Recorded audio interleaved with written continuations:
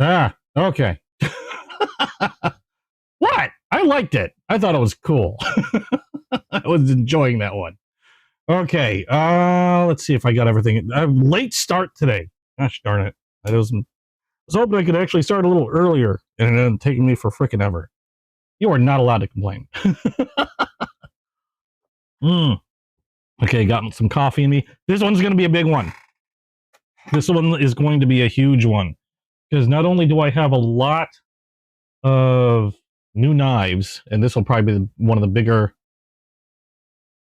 batches of knives I've had in a while, but I'm going to be customizing a knife as well. This is going to be interesting. Okay, so let's make sure I've got everything all set. I'm on the right channel. That's a good thing. Okay, I've got lights. Let me turn on another light, because holy crap. I didn't realize how dark it was in here, and I got to fix my mic a little bit.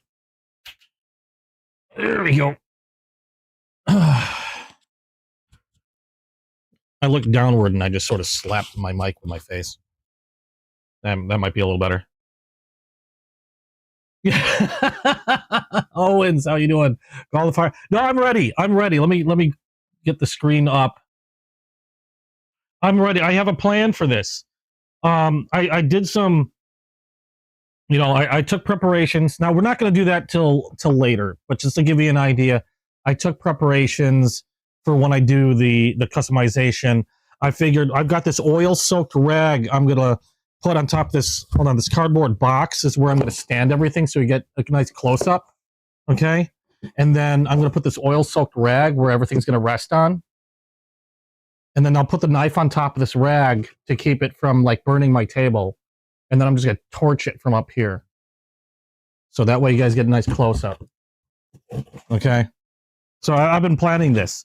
I've got a glass of water and a coffee I could douse my table with if I run into any issues.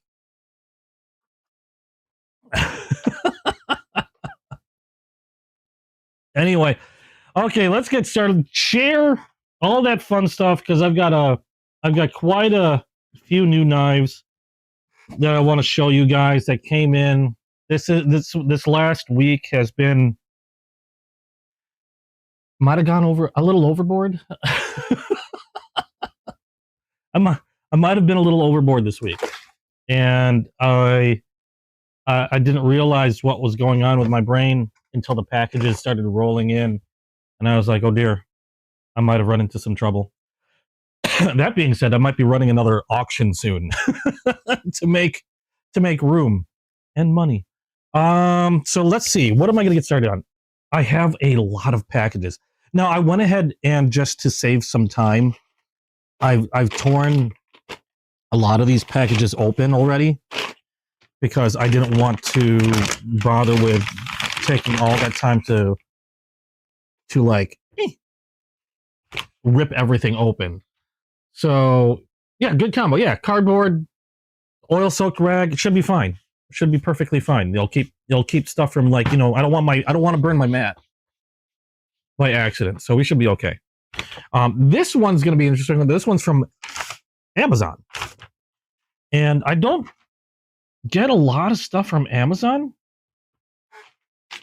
mainly because I can get, surprisingly enough, I can get better prices elsewhere.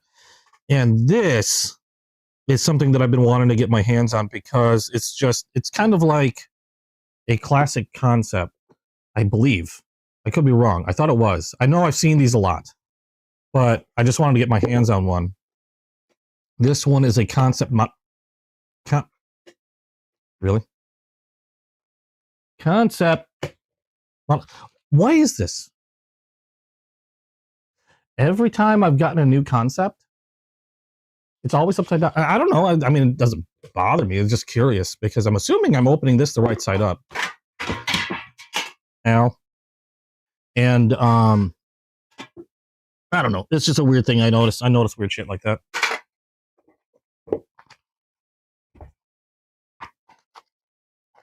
But I've become a really big fan of concept knives lately. And they've turned out quite a lot of stuff. Now, this one, excuse me, I'm going to be going through these somewhat quick. Anymore. Yes, I don't get I don't get as much from Amazon anymore. This is a Concept Model 6. Now, this one I did get the budget version. Concept has a budget line. They don't well, they have a knife budget line called Tenable. But this is still a concept knife. This is towards their budget offerings. A lot of times they'll make high-end, they make premium knives with like titanium and stuff like that. And a lot of times they'll have models or versions with more budget-friendly materials. Like this one, it comes in a brown micarta. We've got a sheep's foot blade. I gotta move some stuff. We got sheep's foot blade here, and thumb holes, and a rear flipper for deployment. We have a non-reversible pocket clip, but I liked the brown micarta on this one, and I always really liked this blade shape. Yeah, Concept has been crushing it. Concept and Ramet have been totally crushing it. How are you doing, Urban Woodsman? Glad you can make it. Excuse me, I've been coughing like crazy. But they've been freaking fantastic. Great movement. I'm trying not to cut myself like I did the last the last live. Liner lock on this one. Very smooth deployment. Very easy to open through the thumb hole, the rear flipper. And I've seen these around. Again, I really like that blade shape. And it was just something I wanted to get my hands on. I'm glad they had a budget version of this because admittedly, a lot of my money has been going to a lot of Concept premium knives and a lot of Ramet as well. So I'm really glad that Concept has has a budget line, so I can still get a very good quality knife, a little bit more of a wallet-friendly cost. Pretty well centered in there, just a hair off, it looks like. Not bad. Normally they're, especially on the premium line, they've been perfectly centered. This one's just a hair off. I don't know if you can tell. And I bet if I were to tighten that pivot a little bit, that might even correct itself. And when I say a hair off, it's like a very thin hair. Let's see what happens if I can give it a little. Is that whole pivot turning? Is this going to do anything? I'll have to use a couple. I might be able to tighten it. I might do that later. But otherwise, solid lockup. Feels really good. Really glad I got this one. Again, this was from Amazon. I don't get too much from Amazon anymore. Because to be quite honest, I've been doing really well on Whatnot in terms of pricing for a lot of these. You don't care for the lanyard slot on that one? Yeah. I prefer, well, this one's not so bad. Usually what I'm not big on is, now this one's relatively big. What I'm not big on is when you have a lanyard hole. Like this one's in line with the shape of the scales, which do feel great, by the way. This one's in line with the shape of the scales. I'm not a big fan when you have a lanyard hole and it's like you got your scales and then lanyard hole. like you know, when the lanyard hole becomes another addition to like the shape of the scale or something. You don't see it too often, but I've seen knives like that where, you know, you've got a very obvious lanyard hole poking out the end, or, you know, where the scale could have just ended and then you've got a lanyard hole there, or, you know, just like it seemed to me a lot of times they seem a little out of place unless they're done really well. This one is at least in line or in shape with the scales there, so it doesn't bother me as much, but it is rather large. Excuse me again with the coughing.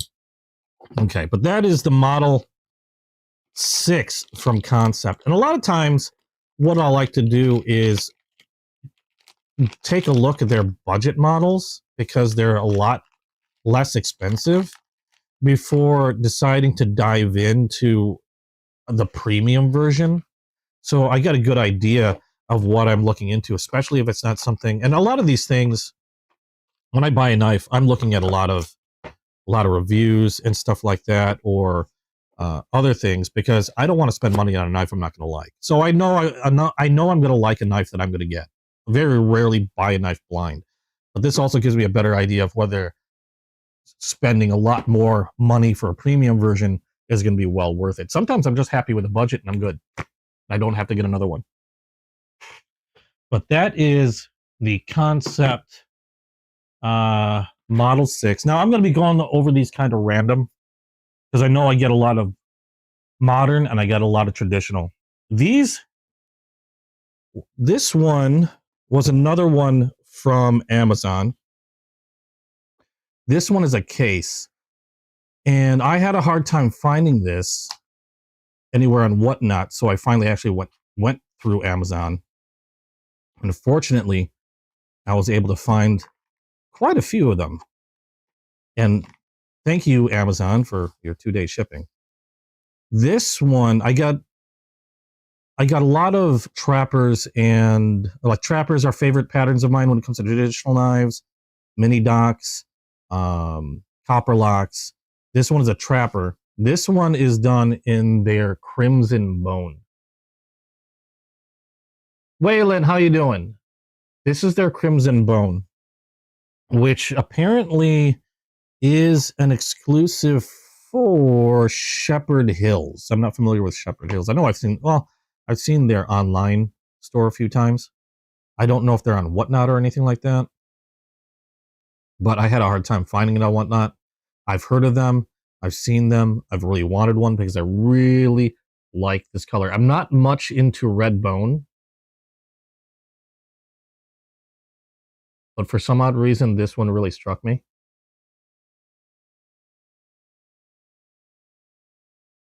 Which is why I was really trying hard to hunt this down. And my apologies to Chasing Blades if you're watching. I know I cheated on you. I got a knife from somebody else, but your distributor or your rep couldn't get a hold of these because they're exclusive to that shop. So unfortunately, I had to go somewhere else for it. You need to get your own exclusive so you can take more of my money. You take enough money of mine as it is. But I thought this particular crimson was really nice. And I'm not even that big into red. But I thought this was really pretty. So that's one from Case. Another one from Amazon. I don't know what kind of knives you guys like getting. I didn't start collecting traditional knives until like... I've had traditional knives before, but not to the extent that I do since this last year that I've really gotten into them. And I've been finding them extremely handy in different situations. In fact, if anything, they now do most of the brunt work for my cutting when I carry them in my EDC compared to like my moderns. Because it's not like I need speed, or anything like that for my daily cutting tasks. And then my moderns tend to take more of a back seat for like emergency use and things like that, or when I don't have time to be fiddling around with a traditional. This one was from RL Simp, and this is another thing that I've been really getting into with Case knives that, again, unfortunately, Chasing Blades can't get a hold of yet. These are the Correlons. And the interesting thing about the Correlons, now you'll notice that I should have kept that other case out. I think I have another case. Hold on a second. Where's my other... Where is it? Oh, wait, no, we'll just deal with this one. Here's a copper lock, but you'll notice that when you have scales like bone or wood or anything like that, you have pins that keep the scales in place. Okay, you see some brass pins there, and that's what helps keep the scales in place, keeps them attached to the knife. Correlon isn't done like that. You'll notice there aren't any pins, and even Kiranite, where you can get a lot of different colors, doesn't. Those have pins as well. And if I understand correctly, they're almost kind of like melted on. Like they take now they're all going to be called this, a skeleton pre-hafted trapper. And this guy, Michael Prater, is the one that does these for Case, Frost, and like Ken and Rooster. They melt this on, and you get completely different patterns each time. So no two Correlons are going to look the same. Now, you'll have like a series, and I can't remember the name of this particular series, okay? But when Michael Prater does this, he'll also only do a limited run. So depending on the knife, and sometimes they say it on the blade, sometimes they don't. But like this one doesn't say it on the blade, and these are stainless steel. Normally, if it says on the blade, it'll be anywhere from like a 1 out of 500 to like say 1 in 2,500. This is probably more like along the lines of 1 in 2,500 is my guess. But they're always going to be limited runs for these Correlons, and they come in so many different colors. I've shown these before. I have like a purple swirl one. I have one in a Hen and Rooster that's like in pink, because I thought it was a really interesting pink and like pearlish color. I've got a few of these, and I've been nabbing these. They normally run about between 80 and 90, a lot of times depending on the patterns. But again, you're never going to see even this same color scheme, like within the same series, which again, I don't recall the name of. You're never going to see two of the same, because of the way that the Correlon is created on the knife. And again, no need for pins, so you have like unbroken color along both sides. And I thought these were exceptionally beautiful. And RL Simp tends to, on Whatnot, tends to get quite a few of these in. So if you're looking for Coralon, go check out RL Simp on Whatnot. Another place, if you don't do Whatnot, that you can find Coralon knives from our, what's it called? Deadwood Knives. I think it was deadwoodknives.com, which I've gotten a few knives from them as well. Excuse me. Good grief, my cough. I was trying to see if I had one of my other Coralons out, but I don't, because I tend to put these away as soon as I'm done. But yeah, these things are freaking amazing. So many different colors. And again, if you see a color that you like,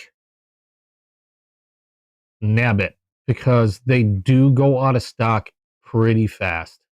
And once they're out of stock, once they start getting harder and harder to find, it's just going to get tougher, unless you can find somebody willing to sell theirs, because they are a limited run each time they're made. And then generally once they're out, they're out. That's it.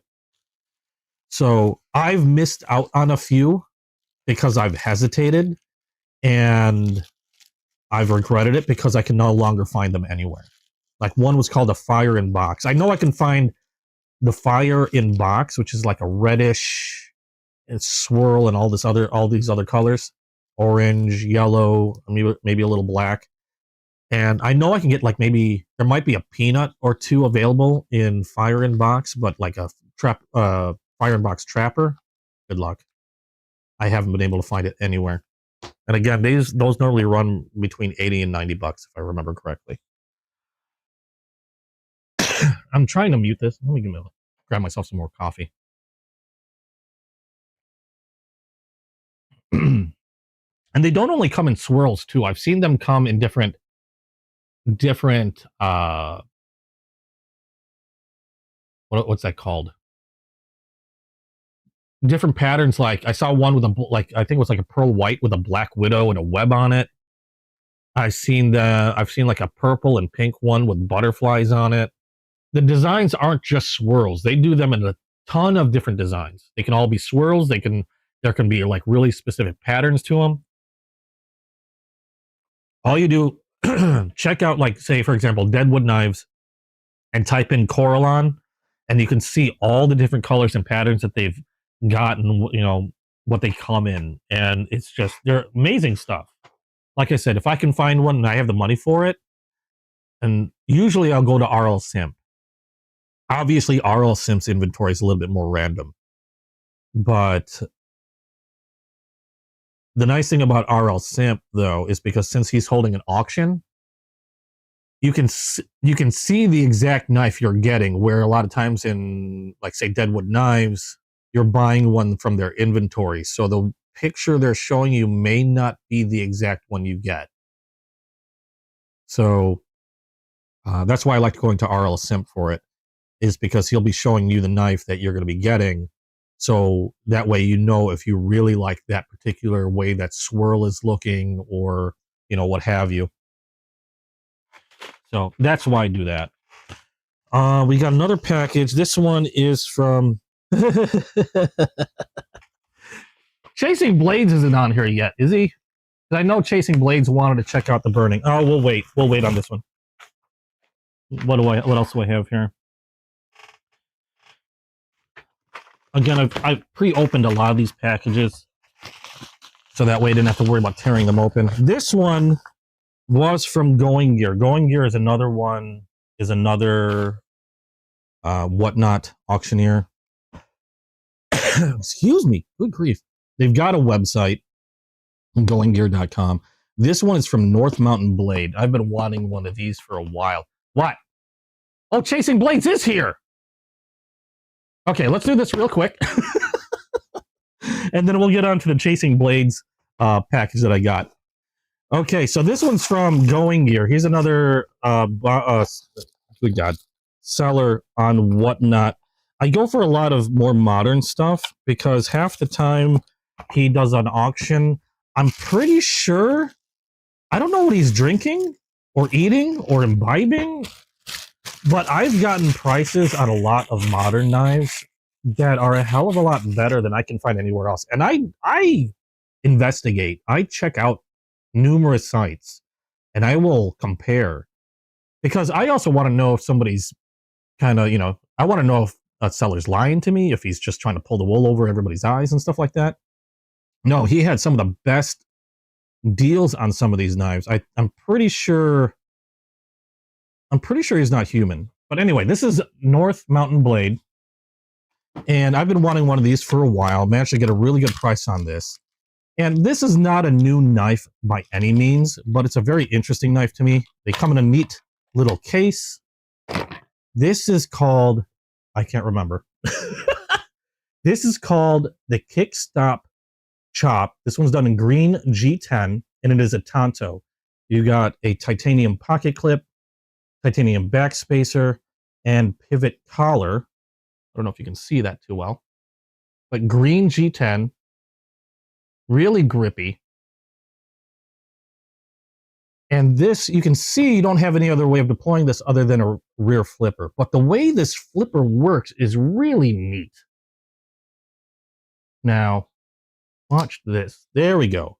Now, you'll notice that I used the rear flipper to deploy the blade, but now it's gone. Usually, they end up poking out the front, almost like a little handguard. This thing remains on the back. It's called the Kickstop, Kickstop, because it sort of kicks the blade out. And then it looks much more like a traditional Japanese Tanto, because that line here you got from the back of the handle straight back is unbroken. The line here is pretty much unbroken aside from this little choil here. It's just really, really cool. Very grippy handle. And this is a liner lock, a nested liner lock, you can see. Very smooth action. Well, up until that point. There we go. And it's an SLD magic blade.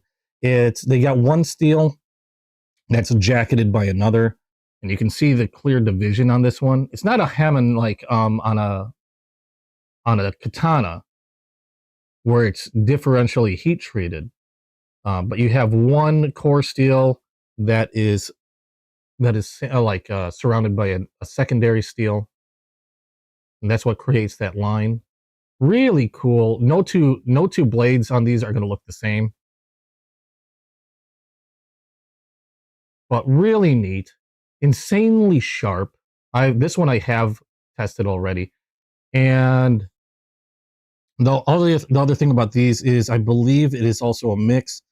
There might be stainless and high carbon steel in this one, so you would want to keep this one oiled or waxed.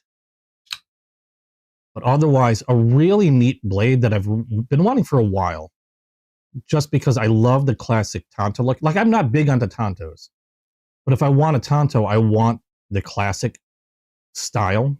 And now I have a folder that still keeps that same style, because that Kickstop tucks itself away and isn't just sort of sitting there, like a finger guard, which Tantos generally don't have. They just stay nice and clean from handle to blade.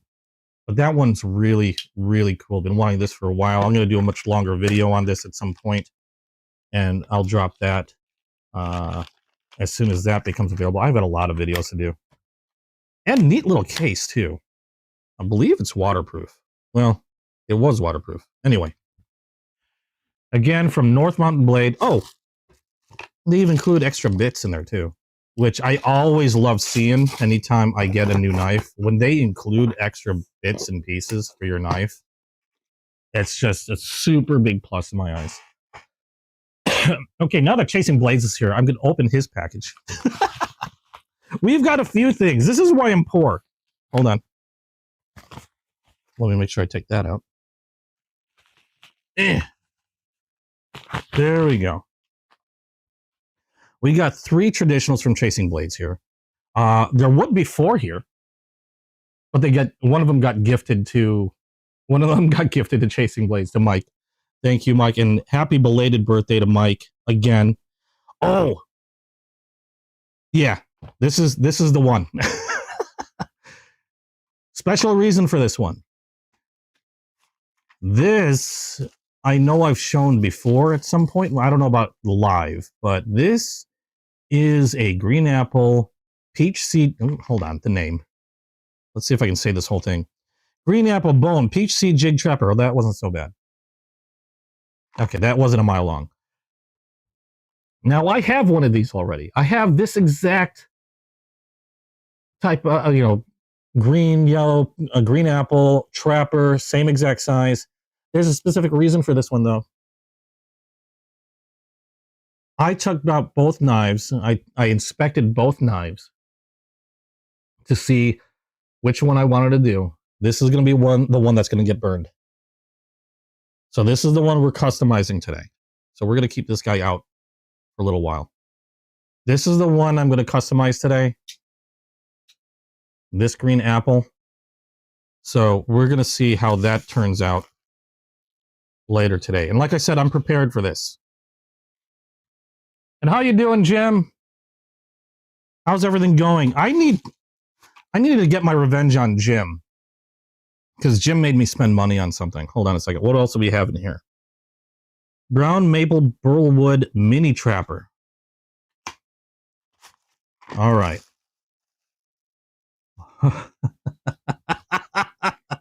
This is gorgeous. I'm going to burn this one too. I'm going to burn this. No, I'm kidding. I'm not burning this. This is wood. This would go up in flames. But this is I love maple burl. Now, the reason why I love maple burl so much is you can see the look on this. Personally, I think it's absolutely beautiful. But the other reason is because I used to have quite a few guitars. I had a number of them actually even done in a maple burl. Unfortunately, I do not have those any longer because I sold them. I regret doing so. But ever since I got into guitars, I've always loved maple burl wood, whether it's like a dark brown like this one or a light brown. These are absolutely beautiful. Okay, Mike, if that's you or Gary, you only have so many birthdays. You can have only so many birthdays in a year. But yeah, no, these are gorgeous. The burl, and again, you're never going to see any two alike. They're going to be different. Hey, Jesse, how you doing? They're going to be different. You're never going to see two of the same knives with the same pattern, nature of the wood. And I got the mini for two reasons. The mini has a knife length that's a little bit more, I don't know how to say this, maybe more kosher for me to carry. I like to try to keep my blades under 3 inches. I've been over 3 inches here and there, but because the way I see it, I don't think they really care so much as long as you're not causing trouble or being weird with your knives. I mean, I carry them as tools, and that's what they are to me, and conversation pieces. But it's a much friendlier knife to carry in terms of blade length, and also it was cheaper than the full-size trapper. So there's my two reasons right there. But absolutely gorgeous brown maple burl on this. I love the shine. It's hard. I wish you guys could see this with your bare eyes, because there's a shimmer to this wood that I don't believe the camera really picks up as well. But absolutely beautiful knives. Now, again, I'm trying to get through this as quick as I can because I've got a lot of knives to show you guys. And also, I need to leave time to burn my apartment building down. So we'll wrap this up. I know this is not how you traditionally wrap a case knife. I don't know how to traditionally wrap a case knife. It's going back in the box. If Case wants to pursue something on me on that one, feel free to do so. This one is probably in line with one of the most expensive knives that I now own. Now, I don't really pay attention to cost. I pay attention to whether I like a knife. Cost doesn't matter to me. If it's $10 and it's a good knife and I like it, it's going to be in my favorites part of my collection. If it's $300, $400, $500 and I like it, I'll probably dip it in bronze and stick it in an airtight container. This one, everybody twisted my arm on. What am I grilling? Green apples. This one is, oh, the name on this one. First of all, we know it's a carbon steel because of the white box. This is a burnt goldenrod second cut jig mini trapper. This was the one that I was holding my breath for the longest time watching. I was watching the tracking number on this. I was watching the tracking number on this closely. Oh, and there's a story. Speaking of keeping an eye on the tracking number for this package, I was watching it. It was supposed to be delivered, what was it? I think it got here Thursday. And this and another package is coming in. Didn't have my normal mail carrier. Had somebody else that was covering. So it came in late. Not only did it come in late, I saw the other package dropped off. But this package wasn't. I'm like, wait, what's the deal? So I ran downstairs and I saw the mail carrier going back into her vehicle. Again, this package wasn't dropped off. The other one was. So I go, hold on. I'm supposed to have another package being dropped off today. And she was kind enough to check. She went through her whole van. And she's like, no, I can't find it. Apparently, I didn't get it in the truck today or something. And I was like, oh, you got to be kidding me. This didn't come in the truck today. And then she took another look at one of the other baskets. I'm like, oh, no, I found it. Here you go. Nearly had a heart attack. And the reason was because this knife, how much did this one? How much was, I don't want to say it out loud. I had the invoice to it a minute ago. Was like 214, I believe. That's what you had. No, that's what you had written down. It was like it was just under 200 if I remember correctly. Because that's what you had written down in the box. This one, like I said, is a burnt goldenrod second cut jig mini trapper and done in Case's Damascus. And it's a raindrop pattern. Absolutely beautiful knife. Look at the pattern on that blade.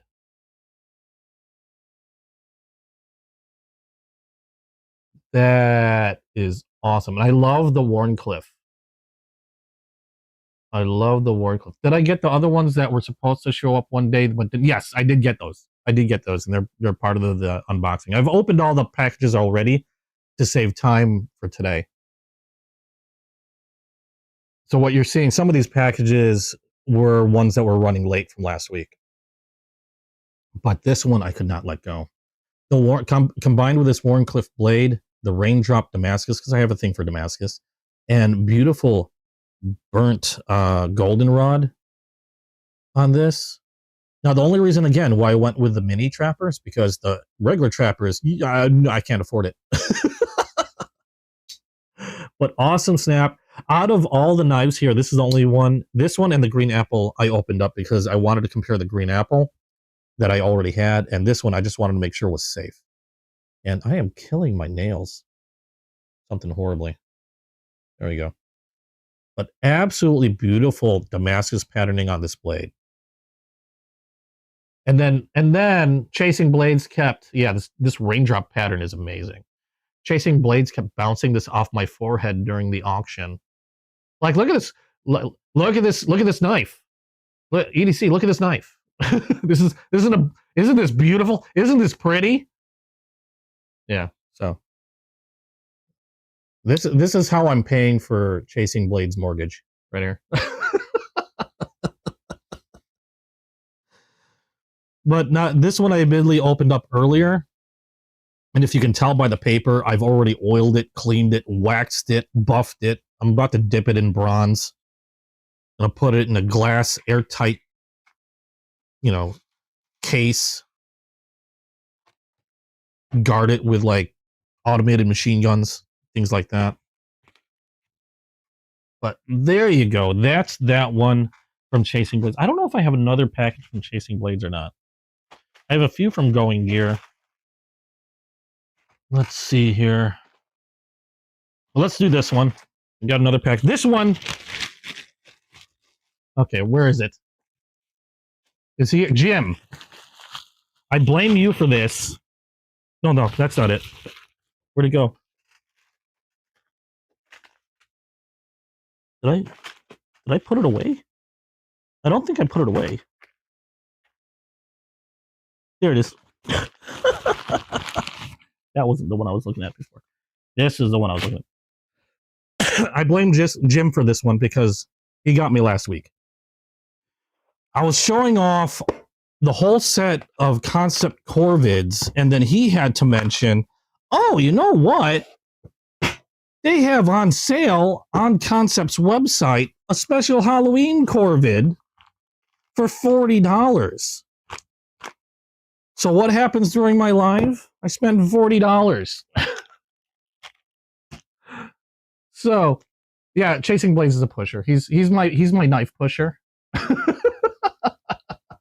Chasing Blades is the one I refer to a lot for the Whatnot auctions because he does have amazing prices, has some beautiful knives, has probably one of the best inventories when it comes to case knives. Now, he might not be able to get everything, but if you're looking for a case knife, he can generally hunt most of them down.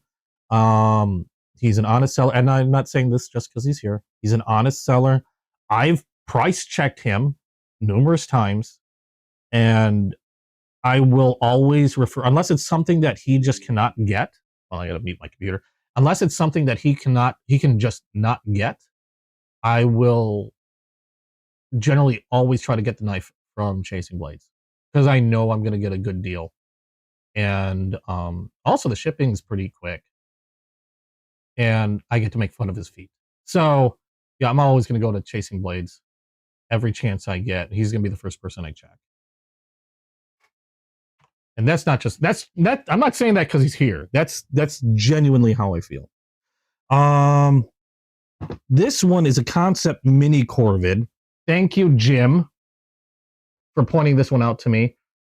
I've shown the Mini Corvid before. This is one of their special Halloween Corvids that are out for this year. As you can see, it has the Headless Horseman graphic on the side for this Halloween. Nothing much different than the other Corvids aside from the graphic. We got 154 CM steel in this little bitty blade. Now, I already have one of this size, but I could not ignore the Halloween special because Halloween is coming up.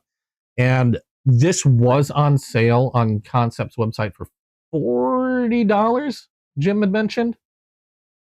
And yeah, I bought it live last week because that reason. Well, now I'm burping. I'm coughing and burping on live. Otherwise, similar as the one that I already showed. I don't know if they are available anymore because they had some available, but as soon as I bought this one, like the next day, they already marked it discontinued. So they already marked this thing discontinued.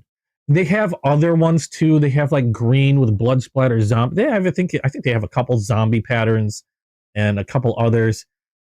This was the one that was on sale for $40.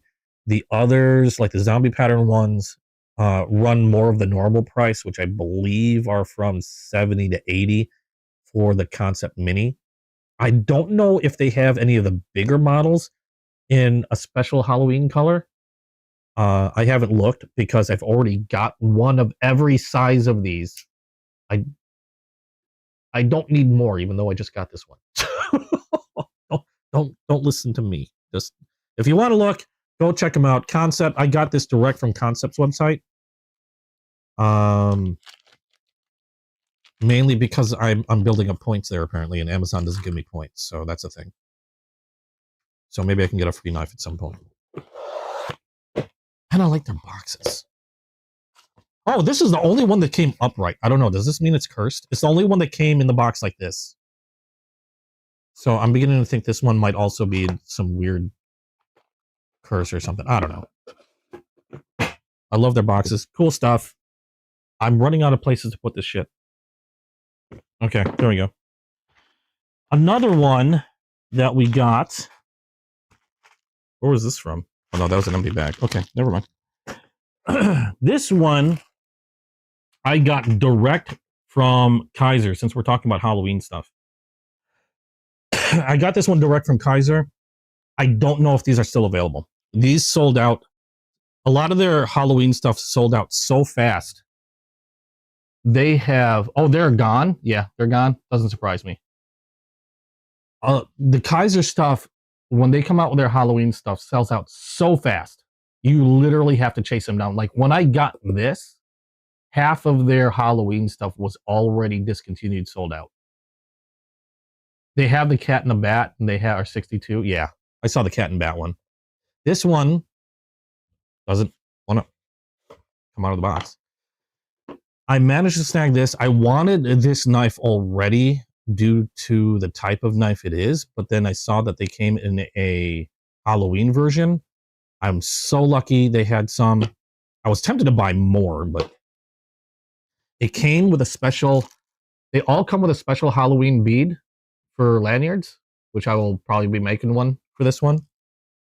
And this is the Kaiser Mini Bulldog Halloween Edition.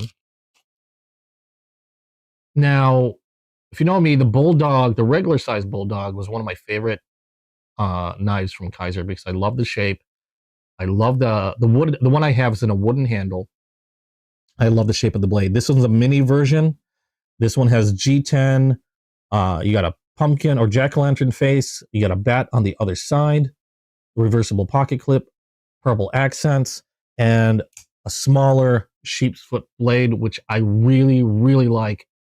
Trick or treat on that, with a jack-o'-lantern on that other side. And I love how it is a mini knife compared to the... Where's the one that I have? Or, well, these are both mine, but the regular version, to give you a size comparison. Hold on, I have to go through cases. This is the regular size version of the Bulldog, designed by Osho. I just love this blade shape. It's a sheep's foot, but almost a cleaver style sheep's foot, jimping all over. And you don't have the front jimping like you do on the full-sized one, but here's the size difference for the regular size Bulldog and the mini. You can see the different size there. But this one still feels nice and comfortable in the hand. I still get a full grip on this. And I love, again, I love this blade shape. Sheep's foot and Wharncliffe are all, they're just favorites of mine because of the utilitarian shape in terms of like draw, cutting, chopping, slicing, etc., etc. And it feels really good in the hand, nice and grippy, and it just looks cool. I mean, it's Halloween, it's coming up. I could not get one. I have another one that's coming next week, not from Kaiser. Chasing Blades knows what it is. Chasing Blades knows what it is. But I got another Halloween knife coming up, and I'm excited for that one too. And this one, I understand, I think is already discontinued. I think last I looked, they had a handful of other Halloween knives still available. Some of them fixed blades, if I remember correctly. I think 1 or 2 folders, but not the Bulldog, I don't think. So if you're looking for a Halloween knife, go to KaiserKnives.com, or yeah, I think it's KaiserKnives.com, and check their website. You might maybe find them on other or from other retailers if you're lucky, but they go fast. Right now you're looking at they're all popular. They're all great knives, but probably the least popular of the batch. Like, you know, I think there was a trestle that I really wanted. I think that's gone, and that's more of a traditional style knife, except with modern materials from Kaiser. I think that Halloween version's already gone, And I think they had a drop bear version that's already gone. I think the drop bear was like the first one to go. Let me make more room. There we go. So if you're looking for a Halloween knife from Kaiser, check now. Like seriously, go check now. And hopefully you'll be lucky. Okay, we've got a few more bags. We did the North Mountain. That can go up there. I've got 3 more bags so to go through, and then we're going to go on with what I know you guys are going to enjoy watching, and that is me setting myself on fire. Yeah, Olight also does Halloween stuff if you're into collecting flashlights. I don't know whether they're... I've got a few Halloween Olights from last year. I haven't gotten anything new this year though. I'm not a flashlight collector really. I just end up with a lot of them. This is from Going Gear. I've got 2 knives from them, and this I can't remember what these are. We're gonna start with this one. It's bigger. These are both from QSP. QSP knives are a manufacturer that I've had a few of before, and I've just been really impressed with how their quality is. And one of the other things that impressed me was also their speed, because they've been some of the fastest deploy knives that I've ever had. I mean, there are people that like automatics and stuff like that. I like automatics, but all those laws about like automatics being, you know, dangerous and all this other stuff, it doesn't matter when you throw a knife like this out. They're just so fast and smooth. They'll rival a lot of these knives, not just QSP, but QSP especially seems to be able to rival the speed of an automatic, in my opinion, in terms of deployment. And this is no slouch. This is called the Leopard. This one has a 14C28N steel blade, black micarta handle. We've got a non-reversible pocket clip, relatively deep carry, liner lock. So a basic, more of a basic QSP blade, nicely centered in there. And we have a rear flipper for deployment. But they've all been super quick. I just liked the shape of this one in terms of the handles, full steel liners, nice accessible liner lock, nice thin slicey drop point steel blade. You got some jimping on the back. I'm not going to stick too long on this one because it's a fairly basic knife. I don't want to say I make basic sound bad, but it's a really nice styled knife, not too thick. Leaves you a lot of room in the pocket if you're carrying this still. Pretty sleek looking. I love how the rear flipper, I love how more and more manufacturers are making rear flippers like this, where they're making a rear flipper that doesn't jut out like a horn, but stays more in line with the shape of the scales. So it feels like it's going to be a lot easier in terms of not snagging anything. You don't have, like I said, you don't have a horn poking out. In this case, it keeps the sleek look going because since it's not like a horn, you don't have a horn poking out the other side when the blade's deployed. So nice sleek lines on this one. Thin handle, but still very comfortable to hold. Big enough for me to get a full grip on it. You got a bit of a sharpening choil there, so you can't choke up too far, but you got some jimping back there, and pretty comfortable. But I just wanted more QSP knives because I wanted to see how well that whole like quality, like how the quality was going from knife to knife. Because the quality on the last few QSPs I've got was so good. I'm like, can they keep this up? And these aren't too terribly expensive. I can't remember the costs on these, but they're in the budget range. I know they're under $100, probably under like, I think roughly around like maybe $50. I can't quite recall, so don't quote me on that. This one's the Leopard. So again, really nice knife in black micarta from QSP. I'll just go right in there. What was the blade length on that one? I like these little cards they include too. They give you all the measurements. Oh, right at 3 inches, which makes that a great knife for me to carry. This one, oh, and they have awesome stickers. Get back in there. Not losing you. This one's another QSP from them. This has been one of my favorite models from them, and they've been doing some different things with this model. This is called the QSP Canary. The Canary and the Penguin I've been really liking. This was actually similar to the very first QSP I got, which was just a plain liner lock. This one is a crossbar lock version of it. Green G10. You got thumb studs for deployment. Ooh. I wanted to see how quick this was. This is the Canary was the first QSP I ever got. It was done in orange with a black blade. And there was no crossbar lock. It was just a liner lock. But I remember taking out of the package, flicking that open.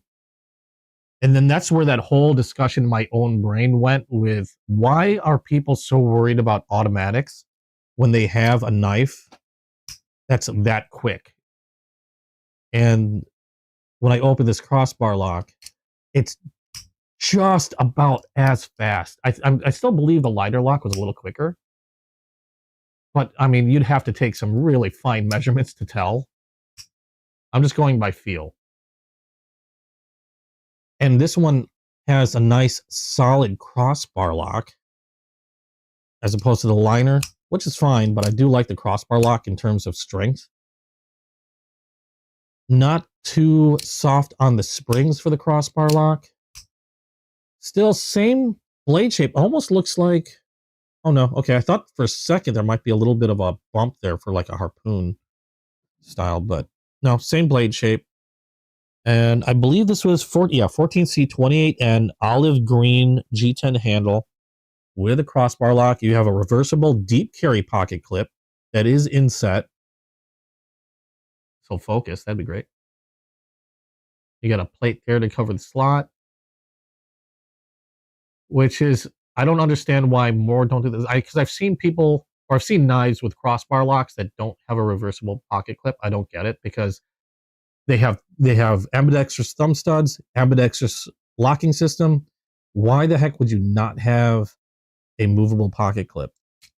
But they kept it, which is nice. Just super quick. I really like these Canaries. If you're looking for a good, inexpensive folding pocket carry, it's hard to go wrong with the QSPs, because they are just really, really nice feeling blades. And I don't know how this fits in here.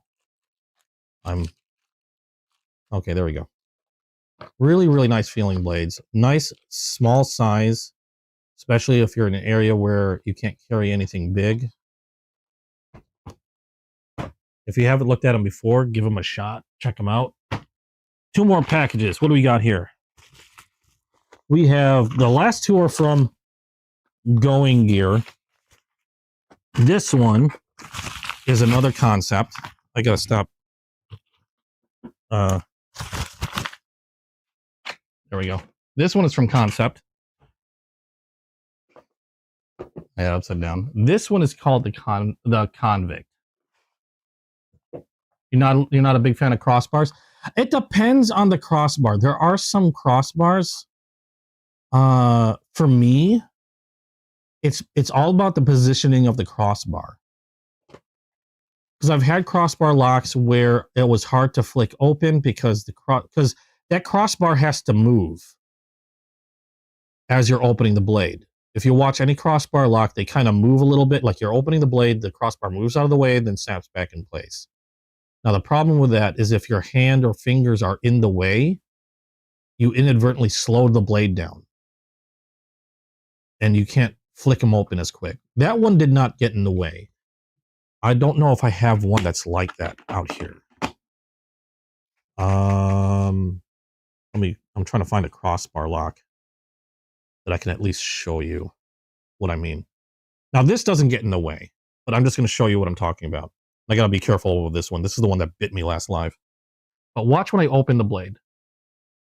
Now, this knife is fine. This is a Bestech Ronin. But I've had knives where the positioning of the crossbar lock, and then like a lot of times it might be a thumb hole, when I go to open the blade, my finger might rest against this crossbar lock. And if your finger impedes the movement of this crossbar lock as you're opening it, it slows the blade down. And a lot of times and then you're stopped because this was in the way. Now this doesn't do it. The Ronin's great in that regard. But I've had knives before that might, like, just from holding the knife naturally, my finger was in the way, and then I couldn't rear flick it or open it really fast because I got in the way of that moving crossbar lock. But you can see they all work fairly similar, how that bar moves. It has to move out of the way for that blade to go up. This one is fine. I just was looking for a crossbar lock to show you. I love this blade. It's also been bloodied from my own finger. I don't even know if you can see the scar anymore. No, it's good. But that's why it really depends on the knife for me. I like crossbar locks because they're nice and strong. But if the placement of the crossbar lock is bad, it can kind of ruin the knife for me. Now this is the Convict from Concept. This one I got because, again, I just love this style of blade. And I got a good deal on this from Going Gear. I can't remember the cost I got this on. I know this is normally a pretty pricey blade. I'm pretty sure he ran this at $1, and I might have kind of stole it from him. They take a chance at $1. You know, sometimes you win, sometimes you don't. We've got titanium. Now, this is a titanium green color scale. We got frame lock here. And nothing, again, super special about this one other than really good materials. You got the titanium scales, really nicely centered in here. I'm pretty sure this is CPM S35VN. Oops. There we go. Yes, S35VN steel. And again, that sheep's foot blade, a very generous sheep's foot blade. This is a flat grind. Yep. Flat grind blade. I hate the word basic, but I don't know what else to use. It's kind of like a basic, if you can call a premium a basic. Not a lot of bells and whistles on this one, to be quite honest. But it's just a really nice blade shape. Good S35VN steel. Solid frame lock. Snaps out like a gunshot. Very solid lockup. It's just a very good knife. Again, I love this style, this pattern of blade. That it was one of those that when I saw it, it was hard to ignore. And I did get it at a very good price. That, of course, helps. Very quick deployment, solid lockup. There's not too much I can really say about this, other than I think it looks fantastic in this color. The titanium is, it's not slippery. It's got a decent amount of grip to it, but it's not like aggressive in any way. No back spacer. Got a couple standoffs in there. Non-reversible pocket clip. And it's one of those, it's just, I don't know how to explain it. I was just drawn to it because of the blade shape, the style, and the look. They don't have to be flamboyant for me to really like a blade. There we go. A little slippery on that thumb stud. It's really well rounded off, so it's not very aggressive. You notice I slipped a couple times trying to use that thumb stud, but otherwise it's not hard to use. It works pretty well. I probably would have liked a little bit more aggressiveness on that thumb stud because it's very well smoothed out. So you need to make sure you get a really good placement of your thumb on there to get that blade to shoot out. But once you do, it is very quick and a really good lockup on that blade. A nice snap to it. Yeah, my thumb likes to slip off of that if I don't have my thumb placed right, really well in there. But otherwise, I really like this one. Really like the color. And if it wasn't for the fact that it was also a good price, I don't know, this one was hard to pass up. No jimping. They don't even have any jimping. But I do still get a really good, solid grip on this. Not much of a finger choil, really. more of a small sharpening choil, but I like it. Again, I do a lot of research anytime I look at a knife. There's two things I do. I either do a lot of research or I let chasing blades bounce it off my forehead at least 20 times before making a decision on a knife. If it goes to 21 to 22 times, the decision is no longer made for me. I end up buying it. So that's the only exception to that rule, is when chasing blades bounces knives off my forehead. This is why I cover. Oh wait, which one? Oh yeah, location is definitely key. The Bel Airs are very, very nice in that regard. Did I polish what? I missed something. King's Portal, hey, how you doing? You picked up a Vosteed Raccoon copper blade and ooh, CJRB pyrite, all with a button lock. Love the thumb holes on. Thumb holes are probably, I'd have to say my very favorite type of deployment, and I know a lot of people don't like these. My favorite type of deployment are front flippers, followed by thumb holes. And then, yeah, front flippers followed by thumb holes, and then a really well done rear flipper. And when I say really well done rear flipper, I mean, Kaiser kind of spoiled me on it. Here's a Seagull. I like how they did the rear flipper on this. Remember how I mentioned it's not like that other knife that we showed. It's not a huge horn. This one stays really well in line with the rest of the knife, so it's not jutting out. This is the Kaiser Seagull. This has all three of my favorite deployment methods, which is why I picked this one up. This one is nested liner lock. This isn't one of the new ones for this week, but you got thumb hole. Front flippers, a really well done front flipper is my favorite method of deployment. I just find them super fidgety. And then the rear flipper on this, the way they did this, it's a minimal like flipper. I love the way they did that. But this is actually one of my favorite knives because of all these deployment methods all on one knife.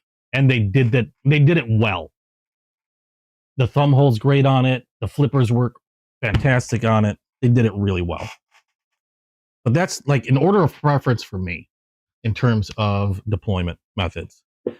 This one was the Convict. We've got one more Lego. Sit off with you. This one was the Convict. We got one more package, and then we're going to get to the main show. We've got this is also from Going Gear, and I think I did this to get into a giveaway. I'm going to be honest. Sometimes I will buy a knife to get into a giveaway. I still will not buy a knife that I don't believe I'm not gonna like. This one, these are knives I don't get very often. And this is made by Vosteed. Oh, and comes with a nice little lanyard. Although I can make my own. This is a fixed blade. This is why the box was so massive. I don't get these very often. This is I don't know what this is. I forgot what this one's called. What are you? I don't know what you are. You didn't put your name on the box. Nice orange microfiber cloth though. What are you called? You are not a random give. Oh, did I win a giveaway with this?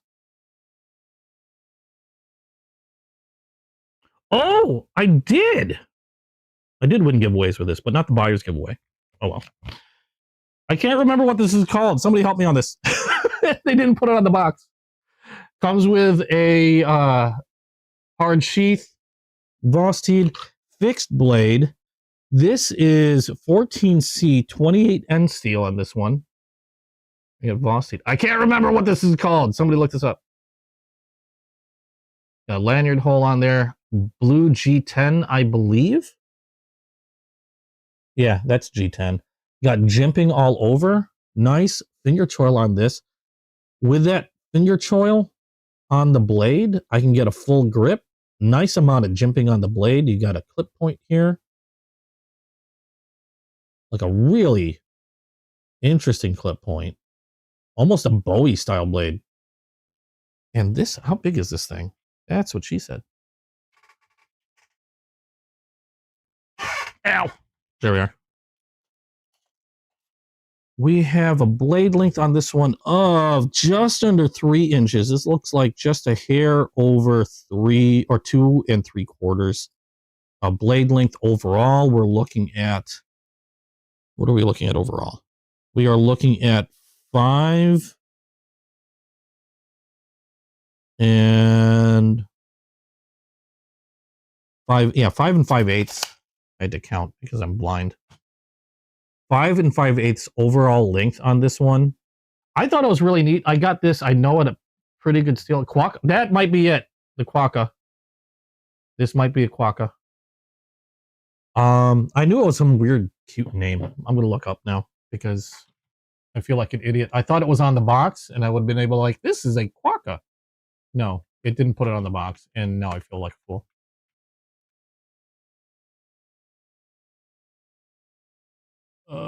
Fixed tiny EDC. Yes. Okay. Thank you very much. I just had to look that up in case there's any other information on this one. G10 handle. I was right. They call this a SOAR clip. SOAR. And okay, Bowie style. That's what I thought. 2.94 inches. What's the weight on this guy? 2.63 ounces. And interesting sheath on this one as well. It looks like I can loosen this up. Right now it's set for vertical carry. Nice snap onto that sheath. It looks like we have a spot. You can place your thumb, snap it out, and there you go. And like I said, it looks like it's going to be point down carry, but if I loosen that, it appears I can change that. Yeah, I can. I can change this to a horizontal carry if I wish, or even, depending on how they have it set, I could probably put it at almost any angle I wish to do it. So that's really cool. I don't get fixed blades very often. I prefer folders, but I definitely can appreciate a nicely built fixed blade. This one has an interesting shape. It's not very big, although I can still get a good grip on this. And a really nice sheath to it as well. Very secure feeling. That's got a nice snap when you lock it in, and a good place to put your thumb to snap it back out when you need it. So very nice from Vosteed. And you even get a nice little lanyard too. Not as good as my lanyards, but either way, it's it's a good lanyard. I think that's how it went in there. I like putting them back in the box the way I got them until I enter them into my spreadsheet.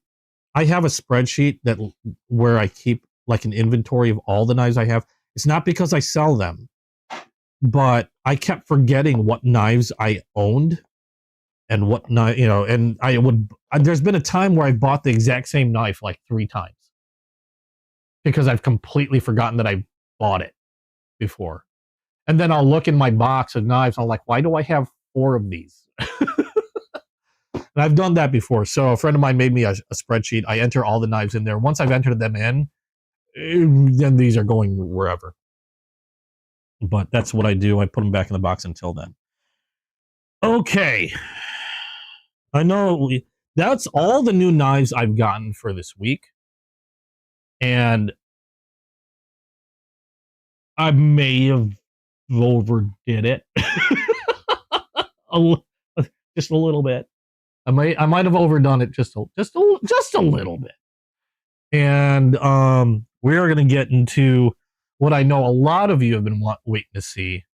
And where did I put everything? Let me make sure I got everything. Hold on. Okay. So in order to prepare for this, what I'm gonna do is we're gonna be customizing a case knife, and I've done some tests before on some more inexpensive knives to see how I would do this and see how it would look. I was pretty impressed. So yes, we are going to go ahead and go with it. In order to protect myself, I'm going to go ahead and put the knife on top of this cardboard box. I've got an oil-soaked rag that it can rest on so it doesn't move. Okay, so we got a nice oil-soaked rag that I can do the burning on. I've got a glass of water, a shot glass of water in case something goes in case something goes wrong. And then we're going to burn this knife right here. I'm kidding. We're not burning this knife. This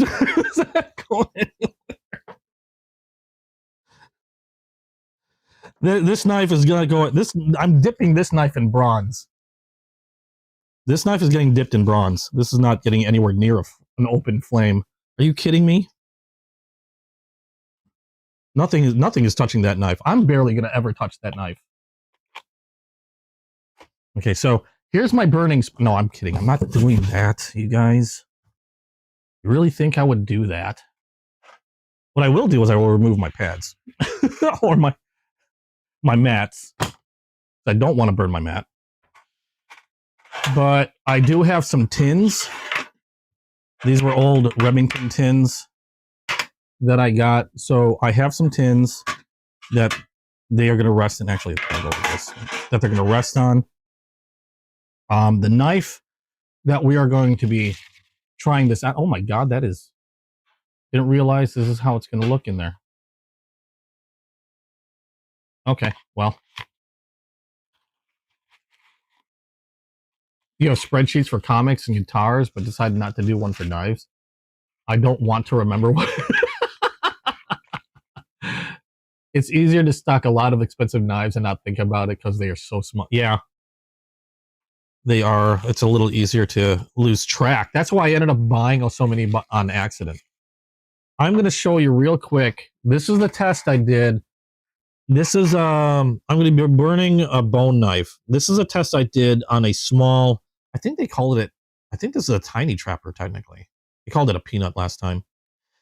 This was a white bone Remington. And I did a test burn on this. I darkened the sides and edges, which is essentially what I wanted to do. And you can see how this one came out. Personally, I think this came out really, really well. And then I just polished it up. And I think last time I showed like Chasing Blades this, I didn't really do anything to the center. I just darkened the center just a hair, a little bit more. Now, the thing that I'm going to be experimenting on, to be quite honest, is the difference between this and what I'm going to be doing is this one was a flat bone. So it was kind of easy to get the pattern I kind of wanted on it, which was essentially kind of like just darkening the edges. I wanted to darken the edges, and I wanted to give a little bit more color to the center of the bone scale. Now, the difference between this one and the one that we're going to do today is that not only is the one that we're going to do today already have color on it, but it's also jigged, so it's not going to be a flat surface. I also did order from Chasing Blades another one of these. And this one I plan on doing, not this particular one. I think the one that comes in, I'll have to compare the two. But it didn't come in this week. It's supposed to come in next week. It's a white bone copper lock. And I plan on burning one of them like how I did that Remington. And this one's a flat white. I just really like the look of the Remington, how that came out, that I wanted to do a white bone. So I do have another one of those coming in. Maybe I'll do that one next week. That'll be a simpler one. I should have started off with that one. But this is what we're going to do today. I already have a green apple that I really, really love. I love the green apples. I don't know what it is. They just look like candy to me. But I wanted to try it out on a green apple. So this is the second trapper that I got from Chasing Blades. And we are going to burn this guy and see if we can't customize it. And I'll probably set everything on fire. So we've got that. That's going to sit there for now. I want to make sure I got a few more tools before. Oh, you know what I did forget? Hold on, I got this. And yes, I do have a fire extinguisher. I actually have a fire extinguisher nearby. I had okay, I'm gonna show this so that way anybody that's gonna freak out. I have a fire extinguisher. It is checked. I got my Leatherman tool to use as a grip, and then I forgot to get some tape. Hang on a second. I have some painter's tape. I'm just having to go into a hallway closet. And I had some painter's tape that I wanted to use for the grip. There it is. Because if I'm going to be holding this knife, I'm going to be holding it via my pliers, and I obviously don't want to be scratching up the blade. So we are going to prepare the blade and the pliers with some painter's tape. And what I'm going to do is I'm just going to wrap the teeth up on my pliers, on my Leatherman.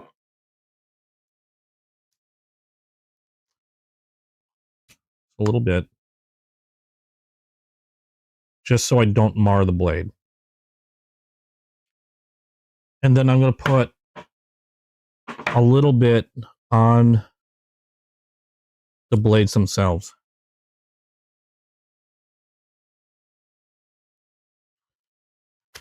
Now, I suggest if you're going to try this, you're going to want to use some like needle nose pliers or something along those lines to hold onto it, especially if it's a small knife. I would not suggest holding on to the knife with your bare fingers. It hurts, or so I've heard. No, I'm not burning the goldenrod. The only way that thing gets burned is if I'm insanely drunk or insanely rich to get myself another several pairs. And I mean pairs. I'm not burning the goldenrod. The goldenrod is technically already burnt. It's in the name. Yeah, see? Burnt goldenrod. Already done. The oil-soaked rag was a nice touch. I believe it was. Okay, so we've got the blades wrapped of where I'm probably going to grip the knife via the pliers. I've got my pliers wrapped, so that way they shouldn't cause any scratches. And then I can hold it like so. Now, I might not even have to hold it, because the secondary reason for the tape on the blades was so that way now they can rest on this without sliding. And then we are going to give this a really good wipe down. Now, there's a reason why I have the blades out also. I don't have the blades folded in. You'd think it might be easier to keep the blades folded in when you're doing this. But the other thing that I'm worried about is, now I have this. This is my cooking torch. It's something I used to cook with.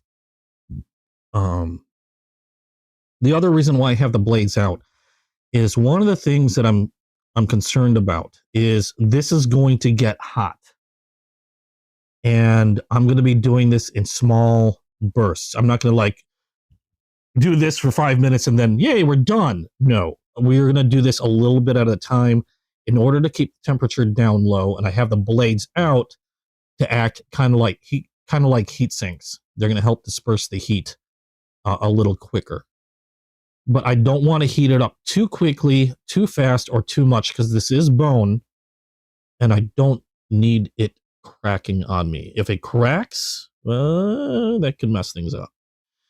So we're going to give this a good wipe down. Make sure I've wiped off any residual oils or anything like that. Now, I'm not going to dip it in thinner or anything like that because I'll mess up the knife.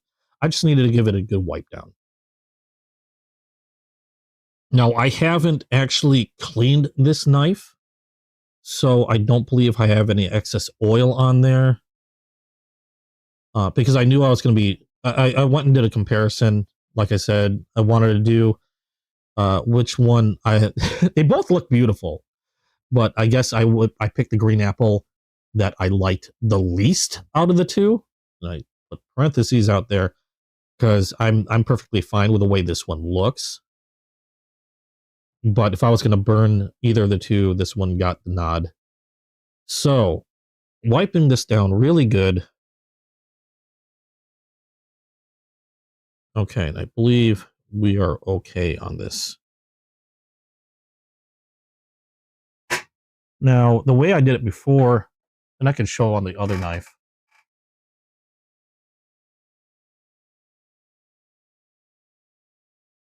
The way I did it before was I would do light passes, not too close, until I started seeing color. And that's kind of how I did it. Now, as you can see, the color appears pretty quick. Now, I'm fine with doing more on this one. It doesn't bother me on this one. But I don't keep the flame on too long. And like, that's how much I would do. And then I would let it rest for a little bit. Because you would be surprised at how quickly this gets hot. And we will put, now, well, crap. I heated this one up and I don't know where I'm putting it. Get it done before you have a heart attack? Okay, hold on. Let me find a place to put this hot knife. Okay, there we go. That's fine. It's good. Okay, so here we are. I'm going to tilt this a little bit to give me... There we go. Now, I had mine set. I already preset how I have the blade. Or not the blade, the flame. And my intention is to do it something similar to this, where I'm going to go down the edges and basically encircle this in brown. And then I'm going to try to go over the ridges a little bit and see how it takes to the tips of these of the texturing. Because I want to try to just get the texturing, like the tips. I don't want to get too far in there. So this is going to be a little bit more of an experimentation as well. I have some theories how to do this. I've watched a few videos. And I've become a YouTube expert. So go try this at home. Morgan's going to freak out regardless. Okay, so get a good grip. Now, what I'm going to do is I'm going to start it off the edge, and I'm going to bring the flame up and see how quickly this takes to burn. Okay, I could already see we got some color on the edge there, and it started to turn a little whiter when I got to the body of the scale. So that gave me an idea of how quick it's going to take to that burn color. We'll see the edge darkened quite a bit. We're going to run the edge a little bit. Now, I'm not trying to linger too long on where the pins are. The pins are a source of worry for me. The same with the shield, because I don't want whatever adhesive they use to pop. And we're going to encircle this. And we're just doing a little bit at a time.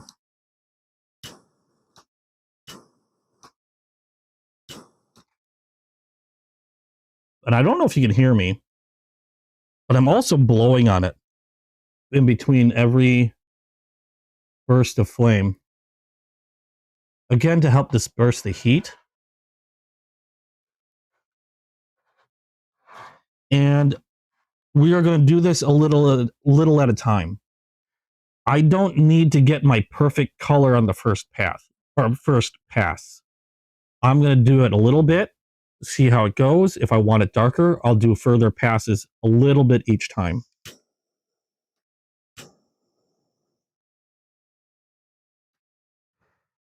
This will also create quite a bit of smoke. I might be getting high.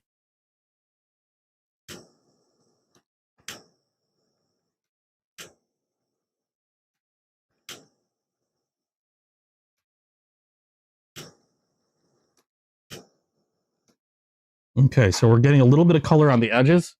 I don't know if you can see really well. Let me see if I can. I should have put this on something else. Hold on a second. I just realized it's not very high. Although I am getting kind of high. I should probably be wearing a mask. This might do. This knife could use a little breather anyway, so we will put this. Let's see how this does.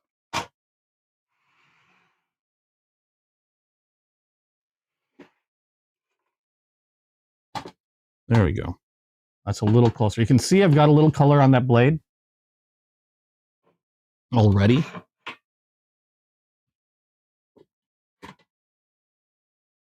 Yeah, you can see you got a little color. I do have a little bit of heat. And that's also why I'm using this tin.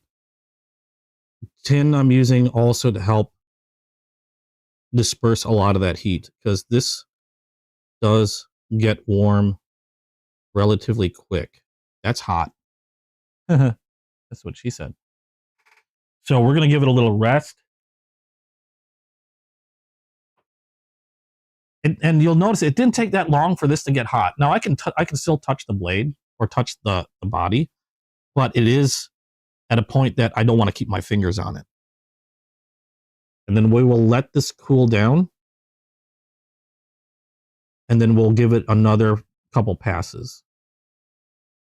I do like, I was able to hit, I don't know if you can see the tips of the jigging a little bit. By going from the side, which is what I was intending to do. And that was actually turning out really well. Obviously, I'm going to add much more color to this. But that is going pretty well. You know what would help if I had my fan on? There we go. And in the meantime, as I'm inhaling all this beautiful fumes, it feels good. Any questions so far on anything that you've seen? What was your favorite knife revealed today for this week? I know I've gone through a lot. I've gone through a lot of knives today. And I saw, I got to show this. While this is cooling down, because Chasing Blades is here, I did send a picture of this. I've got to show this again, because this is stuff that unfortunately Chasing Blades couldn't get. This one isn't exclusive. I've showed this before. This is the Crimson, and I know Chasing Blades is going to like this. Chasing Blades is going to like this a lot.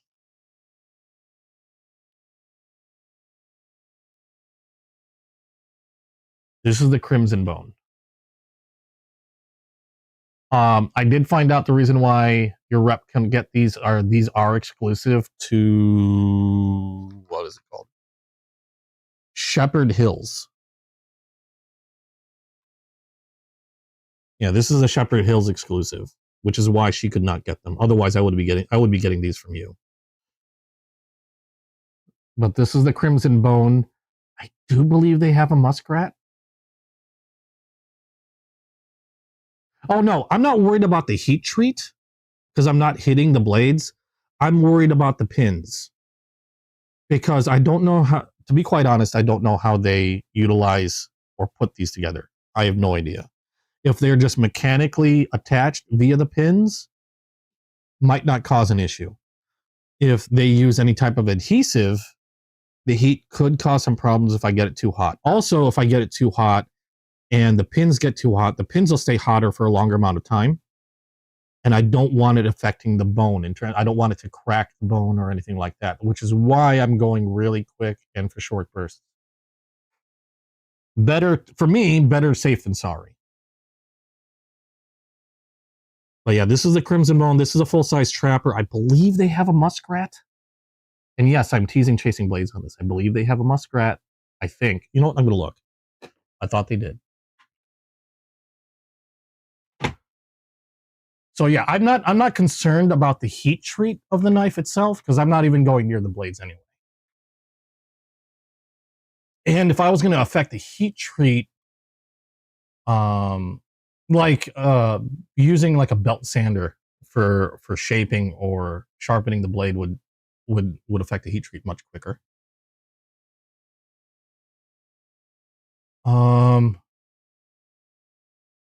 It could, yeah, I'd have to get it super smoking hot. But again, I'd rather play it safe. Oh no! I was gonna tease Chasing Blades and tell them they had a muskrat, but I don't see one. I'm Sans. I was gonna be like, look at this! This is pretty. You want one? Go spend some money. No, they don't have a muskrat version. I'm sad. But I thought, because I know Chasing Blades' favorite colors, and this is freaking gorgeous to me. I wanted to show that one while we're waiting for this to cool down. I'll show the other one in a little bit. I want to do some more burning because this should have cooled down sufficiently. Yeah, see, this is hot to the touch. I can leave my finger on it, but it's hot. I'll give it a little bit more. I'll give it a little bit more time. I've got my fan running as well. Actually, you know what I could do? I also don't want to cool it down too quickly. Because again, we're talking about temperature differences, and like, you know, if you heat something up too fast, that's one thing. If you cool something down too fast when it's hot, that's another thing entirely. And so, yeah, you know, I'm just gonna leave it as is. I was gonna bring another fan in, but I don't want to cool it down too fast. This should be fine. Yeah, because this is actually still hot to the touch. I couldn't tell you how hot. Actually, I could. Give me a second.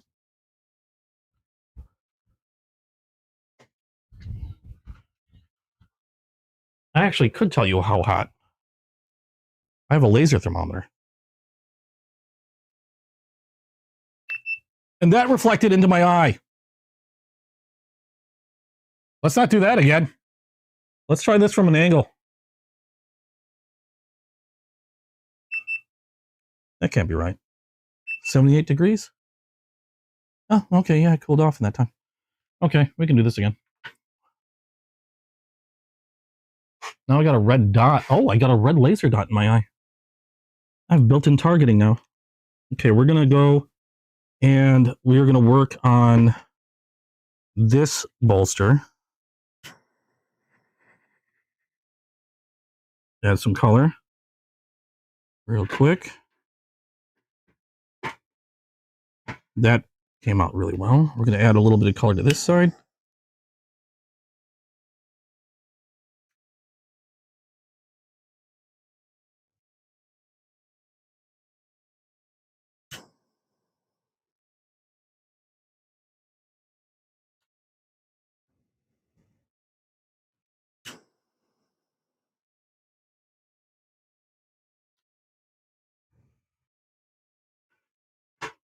And then we're going to even the edges out a little bit.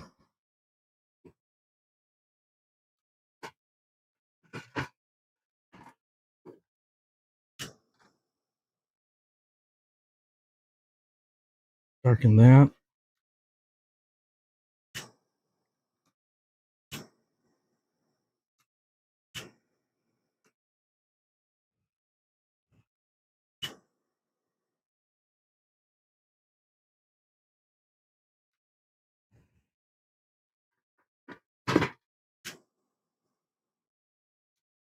There we go.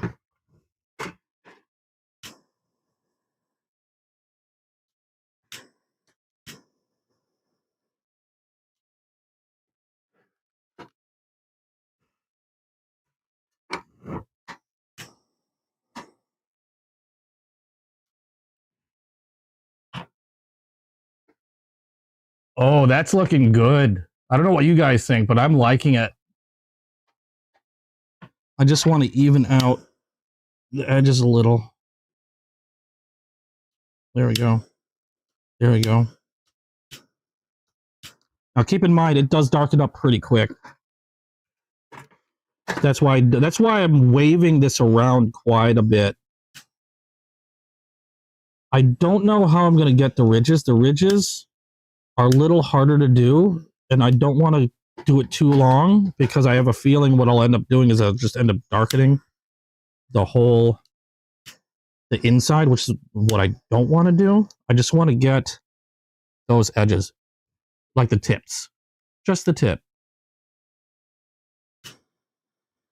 So I'm going to run this over lightly and really quick over. And from each side.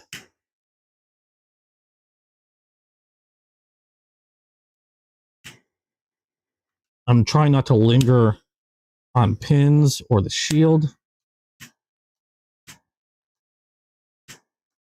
Oop, hit my light, hit the camera.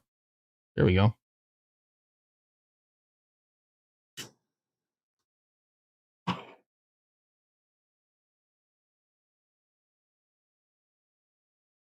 There we go. I think that's kind of where I wanted it. We've got a little brown on the higher ridges. I wanted, there we go. That edge should be a little darker. That edge could be a little darker.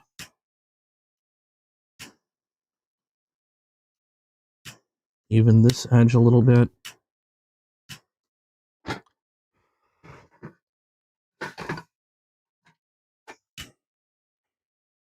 And I'm not getting too close. I'm still staying like about an inch away. Okay. I know we've got that. Now, to give you an idea of how hot this is. Hold on a second. This hit 150 degrees on that rear bolster. I'm at 170. The bone itself is at 154. 183 at the center. So yeah, we're getting pretty high. We're going to let that cool for a while.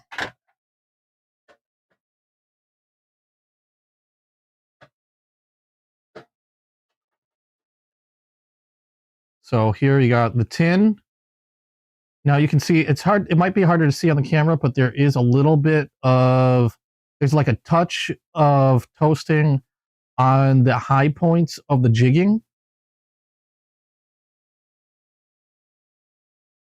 I did want to keep some of the yellow in there, so that came out really well. I think we got it. I might darken this side a hair more.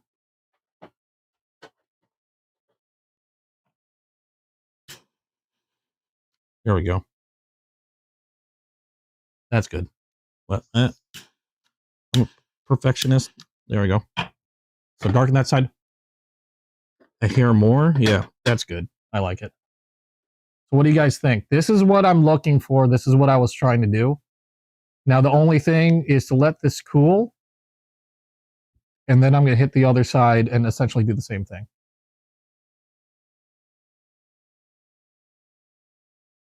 This turned out a lot better than I was expecting. This is looking good. Now, again, I have the heat at, the laser that you're seeing is my thermometer, my cooking thermometer. Now it's down to 144, rear bolsters at 111. You can see there. And I lasered my eye again. Don't do that. I'm trying to look at the monitor. There we go. So we are going to let that cool. Once this is cooled down, then I will flip it over and then we will do the other side. So there's a comparison. This is essentially what that other side looked like. And now we've got that. And then what I'll do is once I've done both sides, I will take a sunshine cloth. I'll give it a good wipe down, little cleaning. I'll check things. Now, I'm trying to be careful. I'm not wanting to manipulate the blades any because since it was hot, I don't want to manipulate the blades too much and, like, you know, ruin anything. I guess I'm taking a very paranoid route with this because I don't want to make any mistakes on this one. So yeah, I am taking a fairly paranoid route when it comes to like how I'm doing this, and I'm touching up a few spots that I feel like could have been done more. And I'm especially not lingering on the pins. You'll notice I'm really passing quick over the pins. I'm not lingering. I'm trying not to get too close. And I keep the blade moving, or not the blade, the flame moving.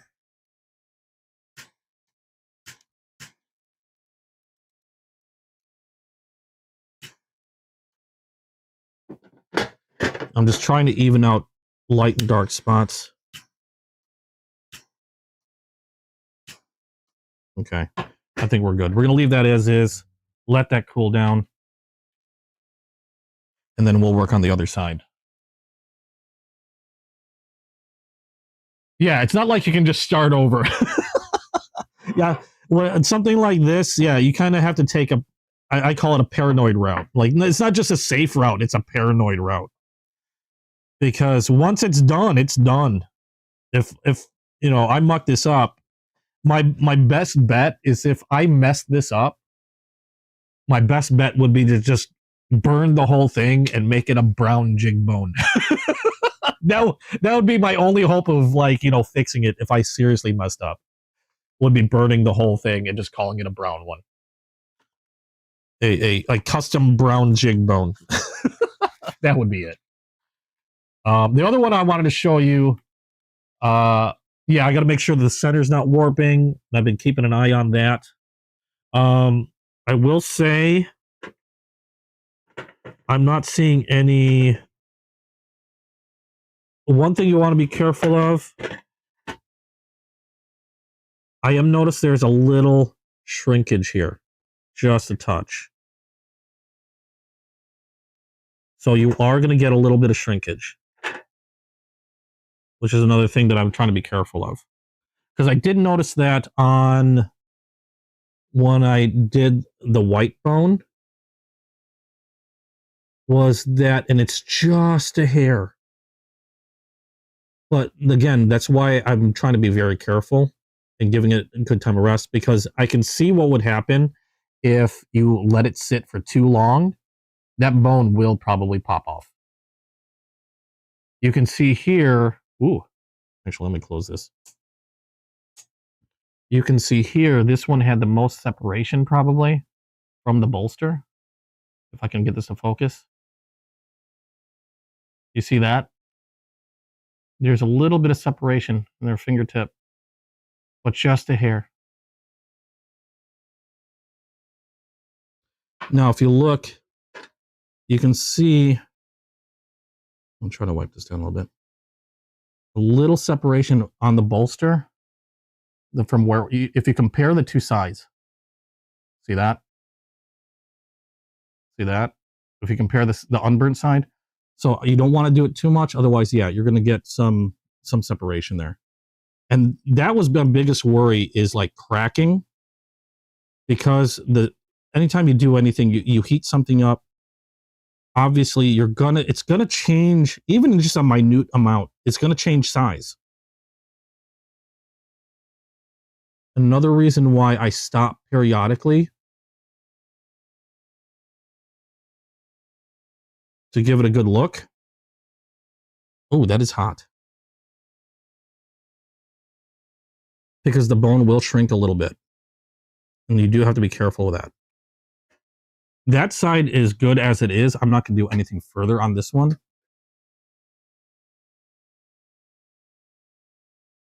We're going to go on to, once this cools down, we're going to move on to the other side. And also keep in mind, I am only working on this side right now. Okay. I'm only working on this side right now, but keep in mind, as I'm heating up this side, the whole knife is heating up. This side is warm too. Maybe not as hot as that side, but this side warms up just as can warm up just as quick. So keep in mind, you might be working on this side right now, but you're also affecting this side. Okay? This is, again, why I'm not just sitting here holding this over and just going, okay. Okay, no, it's a whole lot of movement. Take your time. There's no need to rush. I normally run this live till about like almost 6 o'clock. So I've got plenty of time. And, you know, I'm not worried about rushing. I'm not worried about time. Some of this might rub off. It's possible. But you'll still get a nice worn look on it. And if you're like me, when I carry my knives, being a collector, I'm even careful when I carry my knives. I never, even a knife like this would fit in my 5th pocket. You know, that little tiny pocket in your jeans? If I put this in that 5th pocket, that's the only thing that's in there. The only thing. If I carry one of my modern knives in my pocket, like I almost always do, if there's anything else in there, it's going to be like pens, you know, plastic. I'm not going to carry, I don't carry a loose change. I did slip my keys in my pocket once, but that's because I was in a rush. I needed to put my keys somewhere that they weren't dangling, and the only place I had was a pocket. And all of my other pockets were filled. But otherwise, if I'm carrying my modern knife in my pocket, it's like pens or plastic things, nothing metal. And then if I'm carrying another traditional knife in my pocket, I'm going to have one of these. I'm going to have a slip. And then my traditional knives will always be carried in a slip. So I'm even paranoid when I'm carrying my stuff. But that's me. I know there's a lot of people that carry their knives. They see them as just tools, nothing more. They'll toss them in their tackle box. And I've got knives I'll toss in the tackle box also without any issue. But there are knives that I do carry with me and I do use. But I still like to have them protected in certain ways. Like this I carry with me all the time. This one is with me all the time because this is the one my girlfriend got. I still keep it in a slip though, even though I use it all the time, because to me it's a beautiful knife. I want to protect it in some way. But that's how I am. That's how I am. So like if I were to carry this knife, it's going to be in a slip, it's going to be in a case, it's going to be in something. I'm not just going to carry it and then toss all my coins or keys or whatever in the same pocket. I get paranoid with that stuff. This is while we're waiting for that to cool down further, this is the other one I wanted to show Chasing Blades. Because these are the ones I keep hoping he can carry soon, but I know that these are also harder for him to get, if at all. And these are the Coralons. I know I showed this to you earlier in the stream. I don't know if Chasing Blades caught this before. I can't remember the name of this. Yeah, Patina's personality. There you go, Jim. I can't remember the name of this one. They all have different names. This is a Coralon, no pins. You're never going to see two alike, even within the same series. Again, Michael Prater does these, and he does limited quantities of these. So this particular color combination, I'm going to say combination because, again, you're not going to see a similar pattern. But this color combination, I think they'll do anywhere from either 500 to like the 25 or 2700 of, and then that's pretty much it. That's the end of that series. So they tend to be very limited. Some color combinations go no more than, I think I've seen them as low as like 250 in a series, I believe. But it's knives like these I keep hoping Chasing Blades will be able to get a hold of. I know it's harder for him. I would prefer to go to Chasing Blades for him. I don't have too many of these yet, but I am really liking these color combinations. I got one hen and rooster that's currently packed away. This is my second or third Coralon I think I got. But yeah, you gotta get on your rep.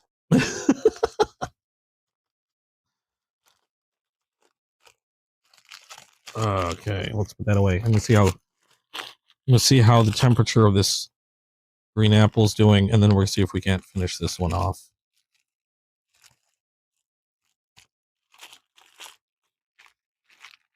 There we go. Put this one back in the box.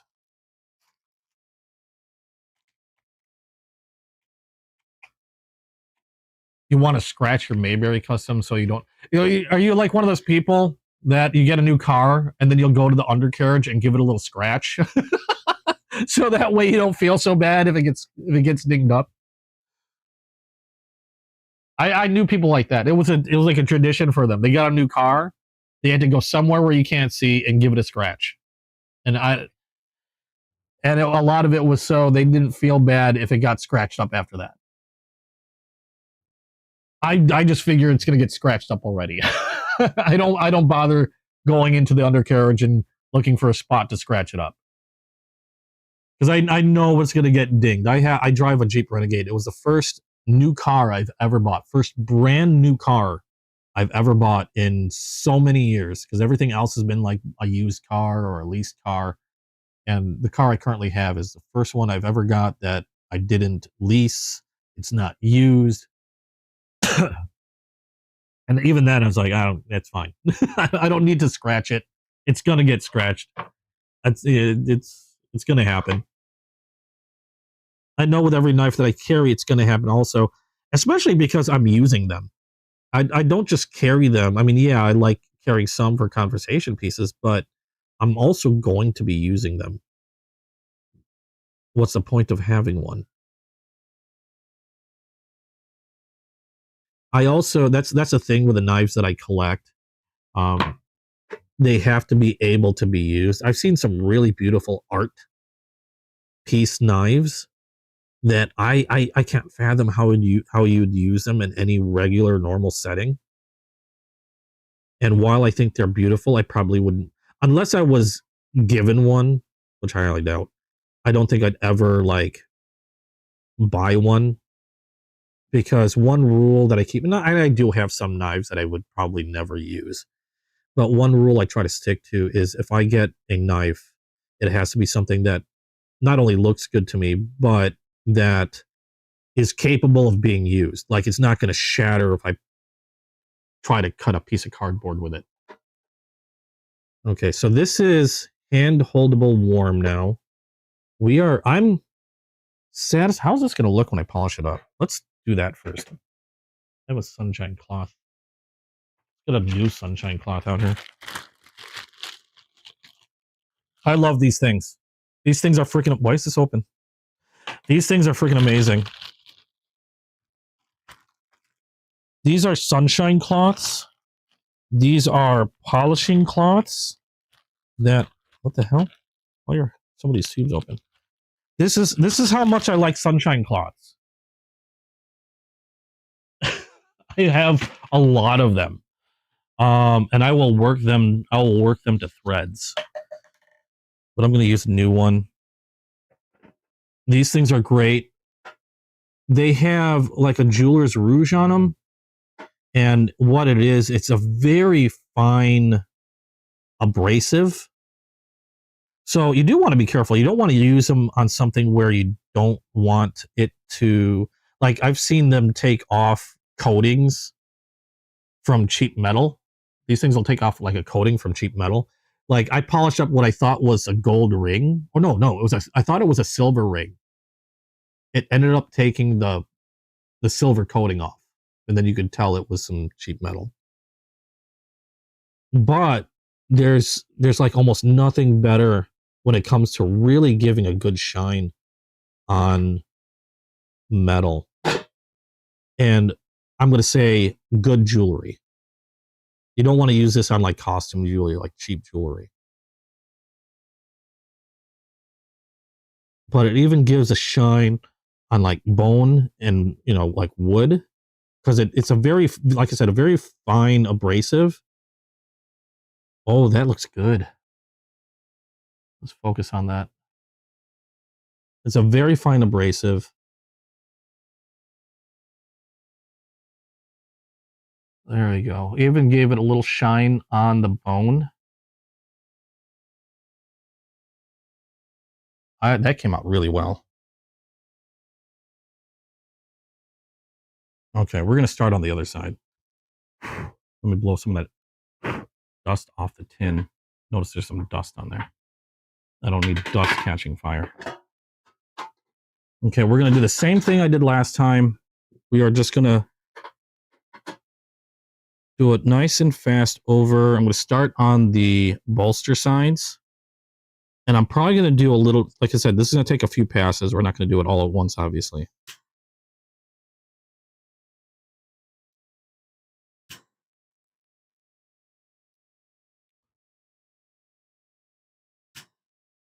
To where it starts to darken a little bit.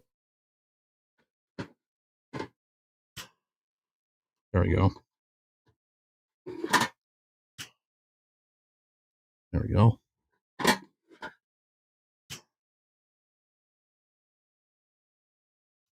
There we go.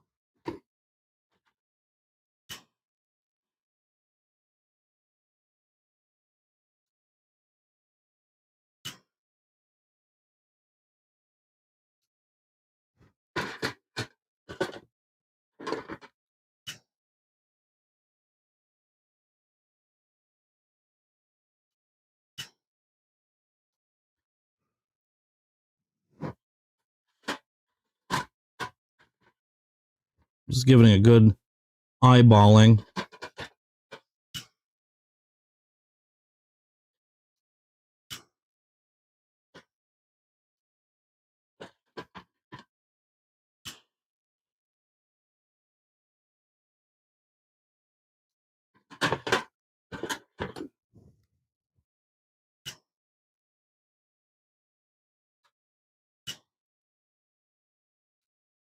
And then we'll let it rest for a little while. Let's see what the temperature is on that. Not too bad. I think it hit as close to 190. No, 180. That's dropping fast. I can't tell. 133 on the bolster. I was out of frame. Sorry.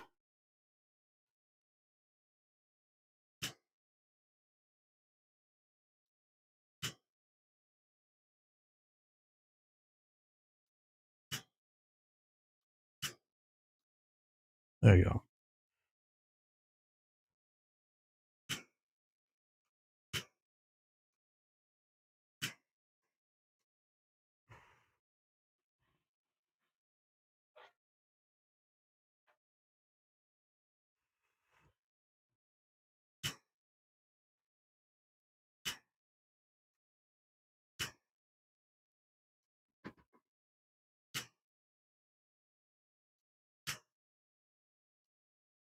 Okay. We'll let that rest a little again for a little while. Woo. What's for dinner?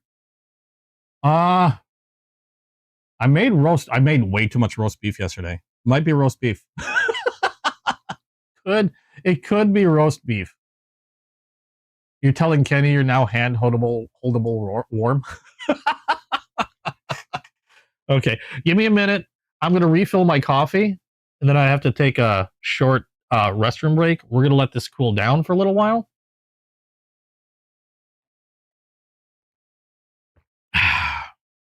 And I'll be right back. I also just realized I have my mic still attached to me. And last thing I think you guys need is to hear me in the bathroom. So I will be right back.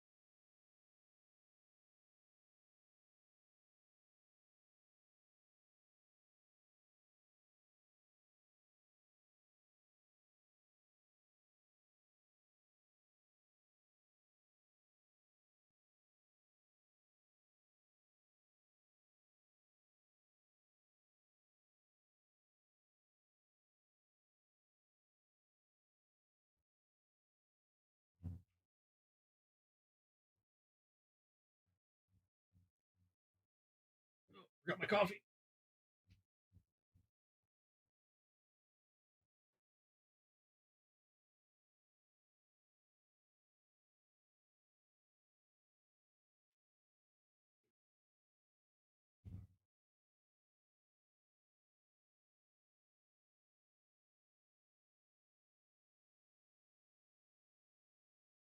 Okay. Coffee refilled. Coffee is refilled. Let me get my mic back on. Appreciate your patience. And hopefully, oh, I didn't. What did I miss? Oh, I didn't get the joke. I'm sorry. There's Chasing Blades.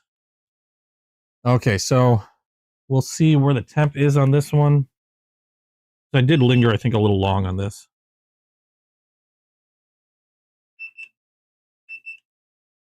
We are still at like over 100 degrees. Worked on that end of the bolster.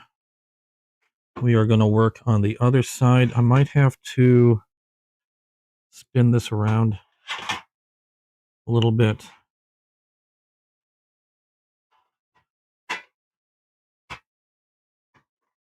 So I can angle it a little better for me.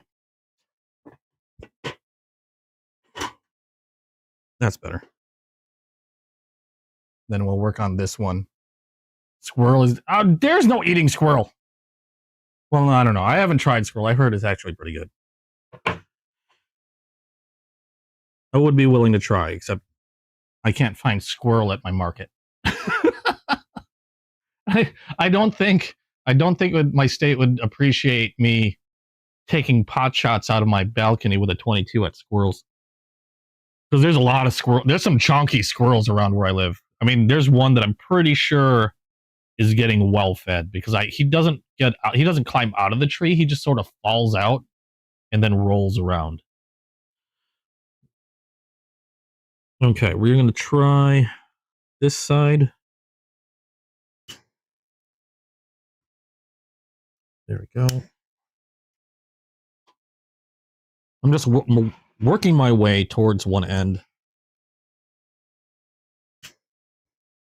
And then darken this one. Not too long. And it works pretty quick once you get it going. So you got to really keep a good eye on it. Because once it starts to darken, if you're not keeping an eye on it and it lingers too fast, it darkens fast. I'm trying to get the raised edges now on the jigging. And this is the hardest part because I don't want to burn the inside. I don't want to get rid of the dark green that's there. I just want to darken the tips. So there's going to be a lot of blade maneuver or flame maneuvering. I think we're about where it's at.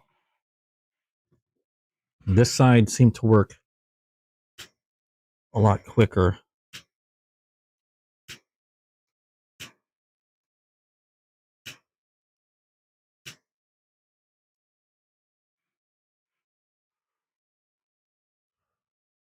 Let's see where we're at with the temperature. I'm also surprisingly going by smell. If I start smelling a certain thing, I stop. We are at, that's the highest I've gone, 200 degrees on that side. We're going to end that for right now. Let that cool off.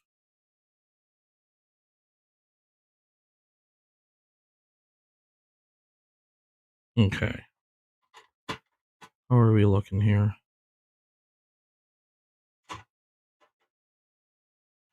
I got to be careful on these blades because I did also get rid of the burr. And so these things are sharp. I think we might be good. I might add a little bit more because right now it looks like a straight line. I kind of want to, like, it almost looks like a straight line on this side. I kind of want to round the corners of that burnt part a little bit. But otherwise, I think we are looking good.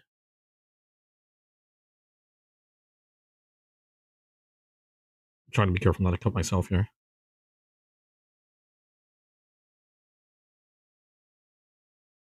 And then what we have here is going to be, what do they call this? A caramel apple. So I know other people have done this. It's not like it's a first. We have a nice caramel apple. I'll be honest, I wasn't exactly sure how this was going to come out.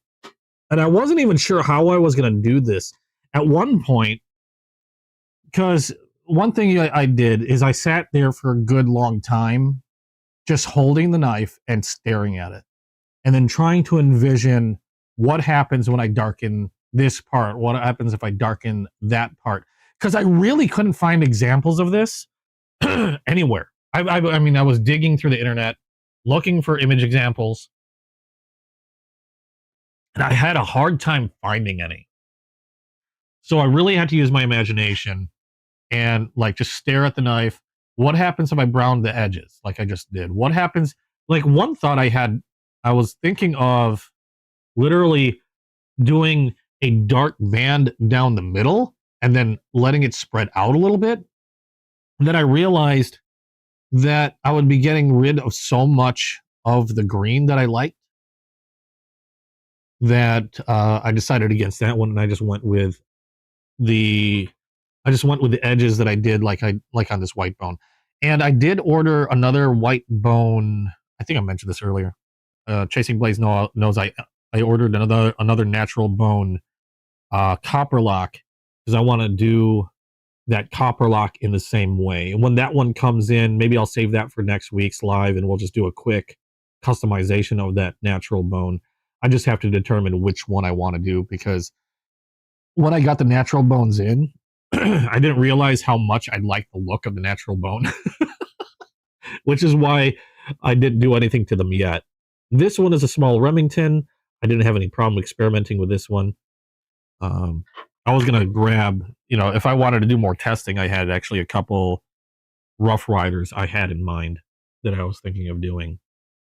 But I think I was satisfied with how that Remington came out. So let's see how the temperature is on this. We can wait a while. Again, I don't want to rush things. We are still at 120 degrees on that side. The knife side is down under 100 already. I think the only thing I need to work on, that I want to work on this side, is quite literally rounding that burn a little bit. I don't think I have to do anything much more than that. Rounding that burn, maybe adding a little bit more here, a little bit more on the edge. The tips are starting to look nice and toasty here. Could have a little bit more on this side. I know I'm off screen here. So we're going to round this one off a little bit. There we go. That's what I wanted to do. I wanted to make it look like a more natural as opposed to like a straight line of burn.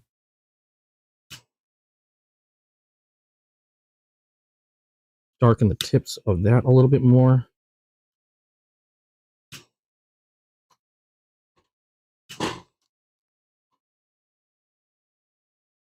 And I think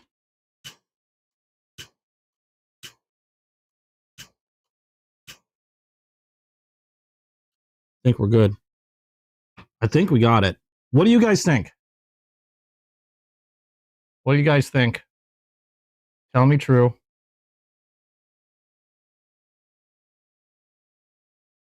This one I polished up a little bit. We'll polish it up again.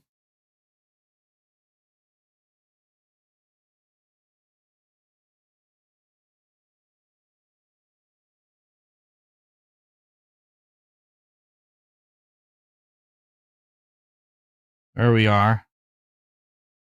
I could probably darken the bolster side a little hair, but I think I'm fine. Like, I'm thinking maybe darken this just a hair more.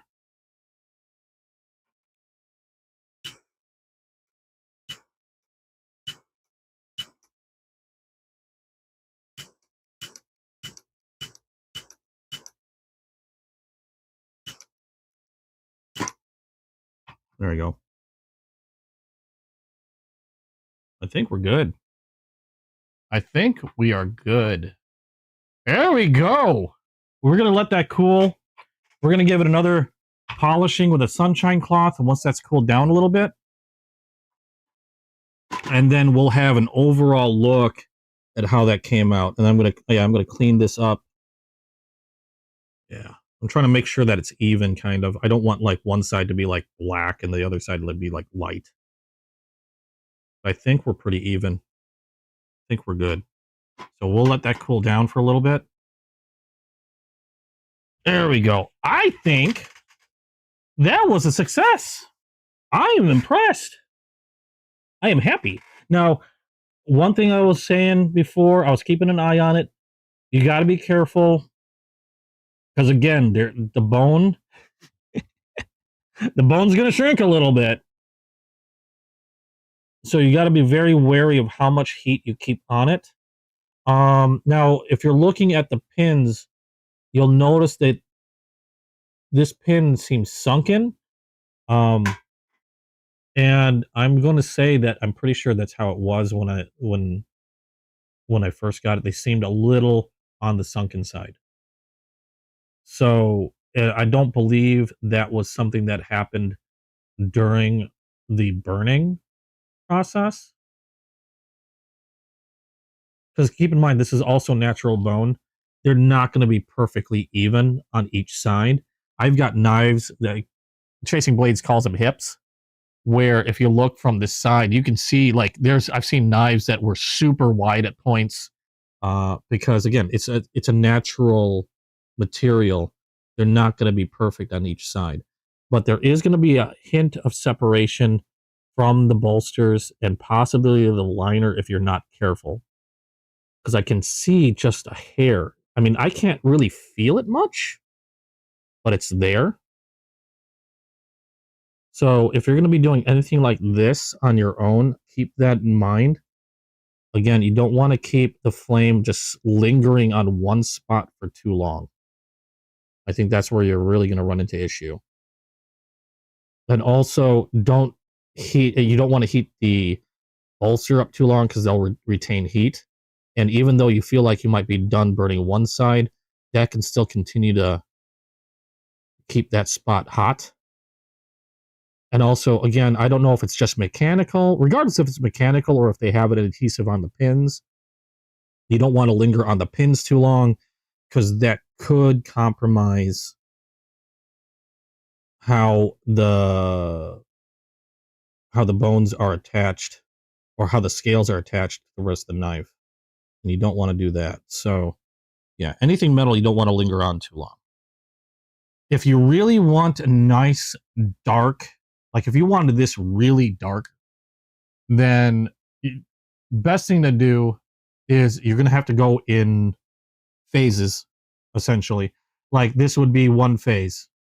Let it sit for let it sit for a few hours. Come back and then darken it a little bit more and then let it sit. Come back again, darken it a little bit more and then let it sit. You're not going to do it all in one pass. So far that's looking good. I'm waiting for it to cool down a little bit more, and then I will polish that off. I'm going to sit here and have a sip of coffee. I'm happy with it. I've never done it. I mean, the closest thing I've done is this, and this is a flat bone as a tester. I was really nervous because these aren't, how should I put this? They're not super expensive knives, but they're not cheap knives either. But there is another problem that I am realizing with this. This is something that I admittedly had not. It's something that I should have been concerned about, but I completely overlooked. And this is going to cause a major problem after having done this one. And what I'm looking at right now is I'm going to want more green apple to burn.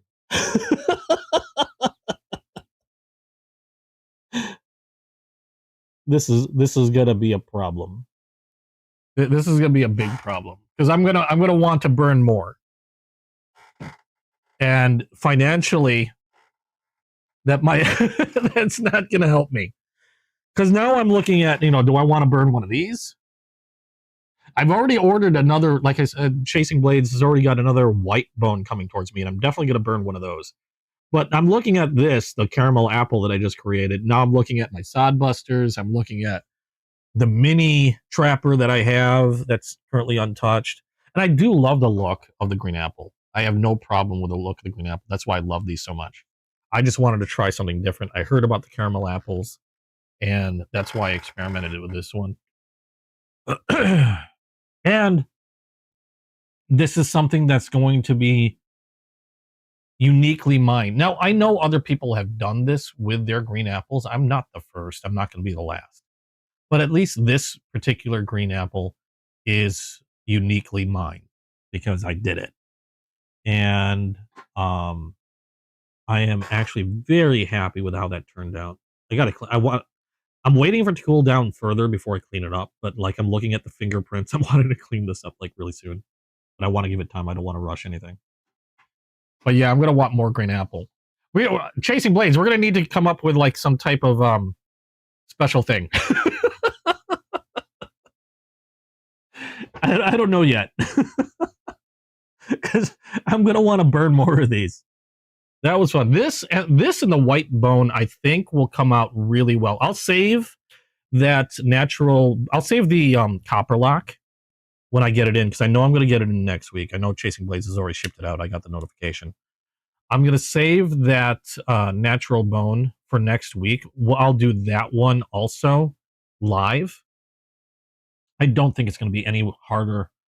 It'll probably be a lot easier than this one because this one went pretty easy, and I can't imagine the other one being any harder. So it'll probably be even quicker.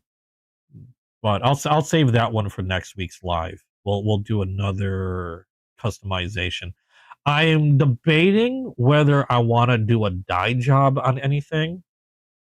The only problem that I have with doing dye jobs, because I've seen some amazing dye jobs on natural bone, where they take a white natural bone, they use RIT dye, and they apply their own colors and shadings to the bones. My only problem is that would mean I'd have to set up in the kitchen because they boil the dye, and I'd have to set up in the kitchen, which should not be easy for me especially in my itty bitty freaking closet of a kitchen. And I'm leery of bringing a hot plate into the bedroom, and having boiling hot dye boiling away in the bedroom, and knowing how much of a klutz that I am, I can imagine me spilling that dye all over the place. That'd be crazy. So I don't know if I'm going to do a dye job on these. I might stick with burning, but I think this came out really well. What's the temp on this one? I don't want to touch it. Did linger on that bolster a bit. 84 degrees. What are we down to on this one? We're 84. Oh, we're fine. What's the center? 88. I think we are hand touchable now. Yep. We are good. So we're going to give this a polish. I'm going to remove... Ah! Let me move this out of the way. Move all this to the side. Okay. We'll get my mats back out. Stop it.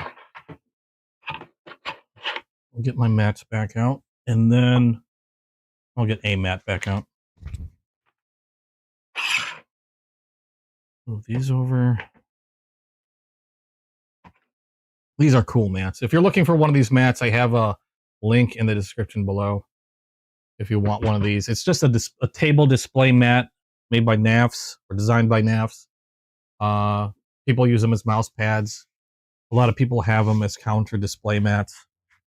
I just thought it looked neat. That, and I also like all the little bits of information that they have.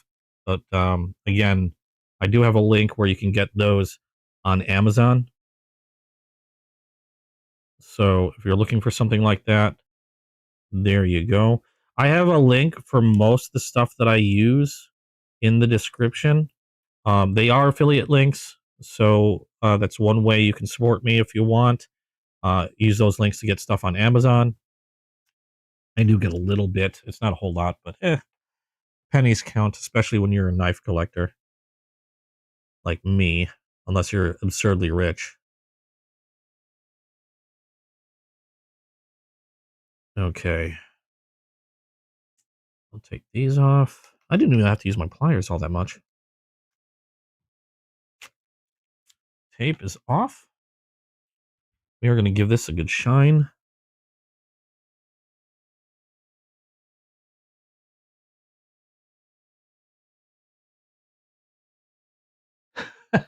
Thanks, Jason Blades. I appreciate it. This might be a thing. Who knows? I enjoy doing this. And that didn't actually take all that much time to do. I mean, yeah, I was taking my time, and maybe I was rushing it a little bit. I will admit that. Maybe I was rushing it a little bit, but I was really trying to take my time because, again, I didn't want to make any mistakes. I didn't want to fudge anything up, especially since I'm doing this live. I feel like I have some at least responsibility on doing it right. Since, you know, again, if you want to try this at home, make sure you have a bunch of safety precautions available to you. Like I have a box of, oh my God.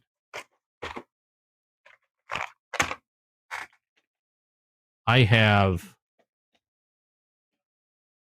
I have a box of these of stuff like this, you know, spray bandage right next to my desk that stays near my desk. You have no idea how handy that's come in the last few days. I had a fire extinguisher at the ready. You know, I'm watching what I had on the table with me. I highly recommend using something like a tin to do this on because the tins will help disperse heat relatively quickly. So yeah, take proper precautions, take your time. Most importantly, be safe. There we go. Got that nicely shined up. We're going to close that. And then I'm going to also oil this up afterwards, and then you'll see what I do to clean a knife. We're going to give this a good polish real quick because I just want to see how this is. And then I'm going to do my usual knife cleaning when I get a new knife in because I haven't done it on this one. Get rid of what looks to be old oil. Thought I wiped all that off earlier.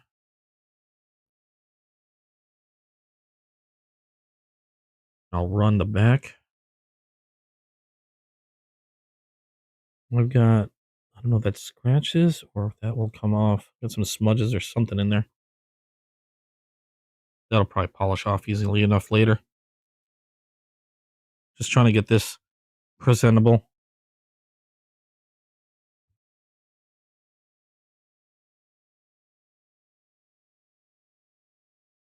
Okay, side bolsters. Polish them. I forgot what you called this side. The side without the shield. Is it the PAL side? I don't know. I know you've used a term before that I've heard you use, but I keep forgetting what that meant.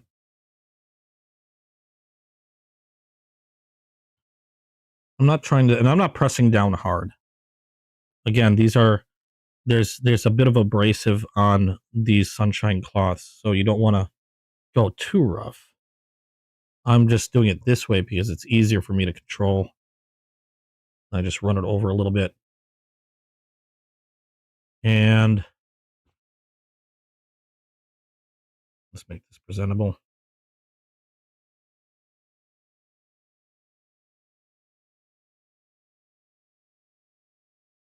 There we go.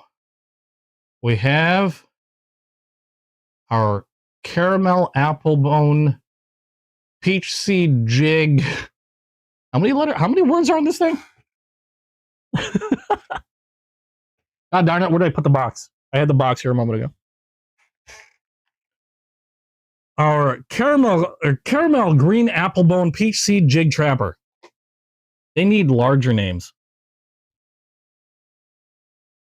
There we go. Customized.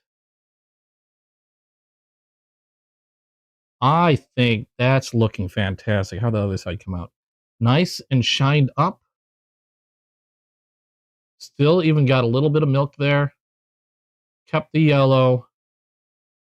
Just lightly toasted the raised areas, which is exactly how I wanted to do it.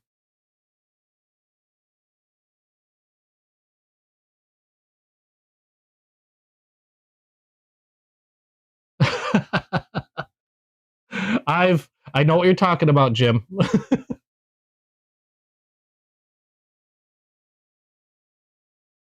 I've seen some snap back. I think this came out great.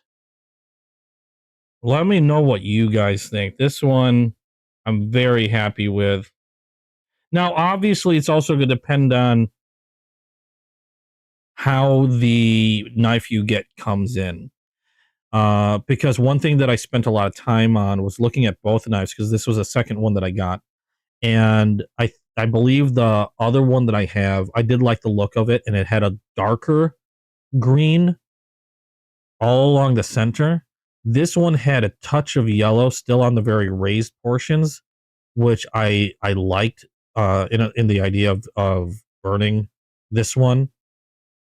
Where I think if I burned the other one, the darkened tips would have just gotten lost in the green. This also had lighter, a lot lighter yellow on the like by the bolsters, which I thought would be great again for burning, because I think I thought it would make it pop out more, which to me it does. So it's also going to depend on the particular knife that you get in.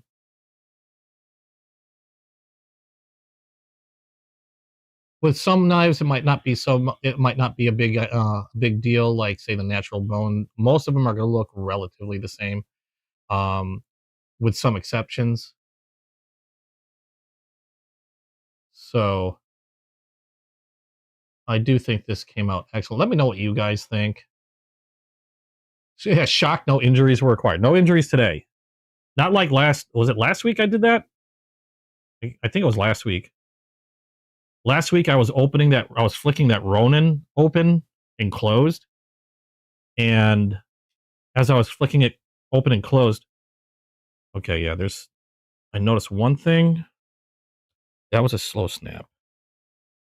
But I haven't cleaned this. I was flicking that Ronin open and closed, and as I flung it open, I caught my finger on the open, on the very tip, and gave myself a nice little cut.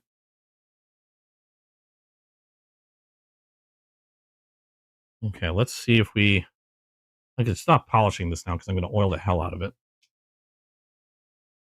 We are going to, where is that oilcloth? Now I'm going to use the oilcloth. Whoops. Hit the camera again. Stop doing that.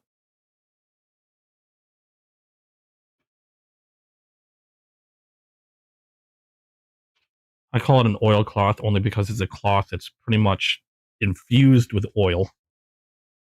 And then we are going to see about cleaning this guy.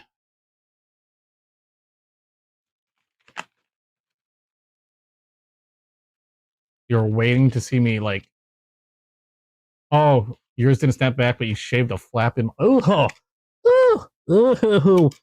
shaved a flap. Ow.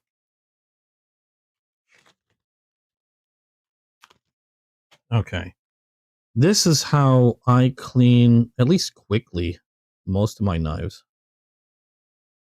This is kind of a quick job. Some people do them differently.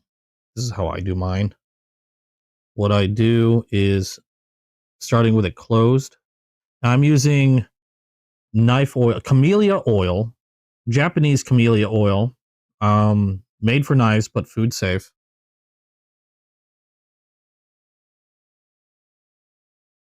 I believe I have a link to this stuff also in the description. And then I like using these little micro brushes And then I'll start with a drop on each pivot area or each pivot. And then I'll just work the brush back and forth along the sides, along the back of I forgot the term I'm thinking of. Tang, I guess you can call that a tang. And you'll see the brush starting to get pretty dark. If it'll focus. It's picking up a lot of... Now, case knives tend to be the cleanest knives I ever get whenever I bring them in. Whenever I buy one. They tend to be pretty clean looking when you first get them. Which is great. They do a much better cleaning job. But a lot of times you'll still find a little bit of gunk in there from machining. They can't get everything. This is just a really quick, basically essentially what I'm doing is I'm like giving it an oil rinse. And it also gets oil into that pivot area. A lot of times they have oil already, but more oil never really hurt. And keeps that nice and lubricated.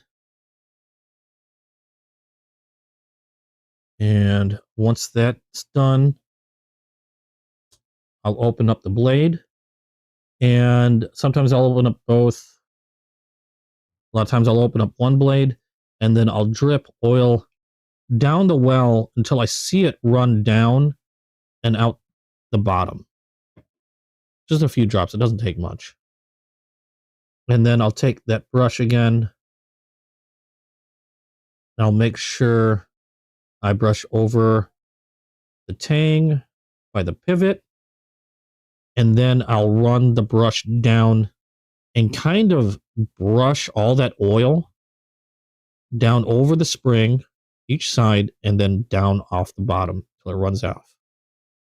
And then I'll also run the brush along the sides of the well to make sure I'm getting anything that might be just stuck to the side. And again, case tends to be the cleanest ones I've seen. Hen and Rooster's pretty good from what I've seen. Same with Cobra Tech. They've been pretty clean.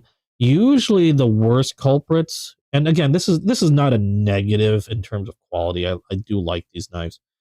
But in terms of like being the dirtiest, usually tend to be like Frost and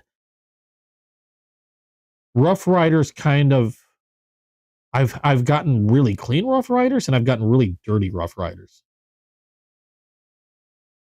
So it's kind of random with the Rough Riders. But it's also no indication of how well they're going to work. I've had dirty Rough Riders so that once I've cleaned them up, have been amazing in terms of snap and all that other stuff. And I've had cleaner Rough Riders that have come in, and it's like, what happened to this thing? Like, sluggish snap, etc., etc. So it's not an indication of quality in terms of how dirty it is. But I will say case have been some of the cleanest that I've seen. Out of the box, brand new. And one thing I like also about Chasing Blades and how they do their stuff. I know I'm preening over Chasing Blades. I don't know if he's still here or not. One thing Chasing Blades does that, like for example, that Crimson Bone that I showed you, I didn't have an opportunity to. I don't get the opportunity to do that with Amazon. But what Chasing Blades does is any knife you buy from him, he will take it out of the box. He will show it to you. He'll look it over. He opens the blades. He looks in the well. He looks at the scales. And that's the knife that you are buying. Okay? And he is going over it like a fine-tooth comb. So what you're looking at, you know what's coming up. If there's any scratches on the blade from blade rubbing, he'll point that out. If there's like a blemish here or there, even if the box looks like it got crushed a little bit, he makes a point to tell you, yeah, the box got a little smushed. So it's not a perfectly, it's not a perfect box, for example. And he makes sure that you are aware of every minute little detail on the knife that you're getting. And even if he hasn't opened the knife, once you've bought it, unless you specifically say don't open it, like unless you specifically tell him not to open the knife, he'll generally open the knife and show you what you're getting, so that way there's very little surprise. You're not gonna get the knife and be like, oh wow, there's this giant scratch on the blade. I don't, no, he would have pointed it out to you. And I've seen him on occasion also pull a knife out and getting ready to show, and he'll show it to you, and he'll go over it, and then he'll see something like, I think I've seen where he's gotten a new knife where there was like a bad pin crack or something, like a bad crack in the bone emanating from a pin. And if he sees that, he will put it back in the box and he will not sell it. I suppose, I don't know, you'd have to ask him. I suppose he might sell it if you really, really, really want it. But I don't believe he'll sell a knife that he himself is deemed as having a pretty bad defect, like a pin crack in the bone. He will box that up and he will take it out of inventory and not sell it. So that's one nice thing I like about chasing blades, especially. There's other whatnot sellers that'll do the same. I think RL Simp will sometimes do the same. I've seen RL Simp also sell case knives without taking them out of the box. I've seen that happen, but I know Chasing Blades will take every knife out of the box and show it to you, with some exception. Like, for example, again, if you say you don't want it opened or want to keep it sealed, he'll respect that. But this way, you know exactly what you're getting, and it's one of the things that I really like about buying my case knives from him, is how much detail he'll go over a knife before it leaves his hands or leaves the auction table.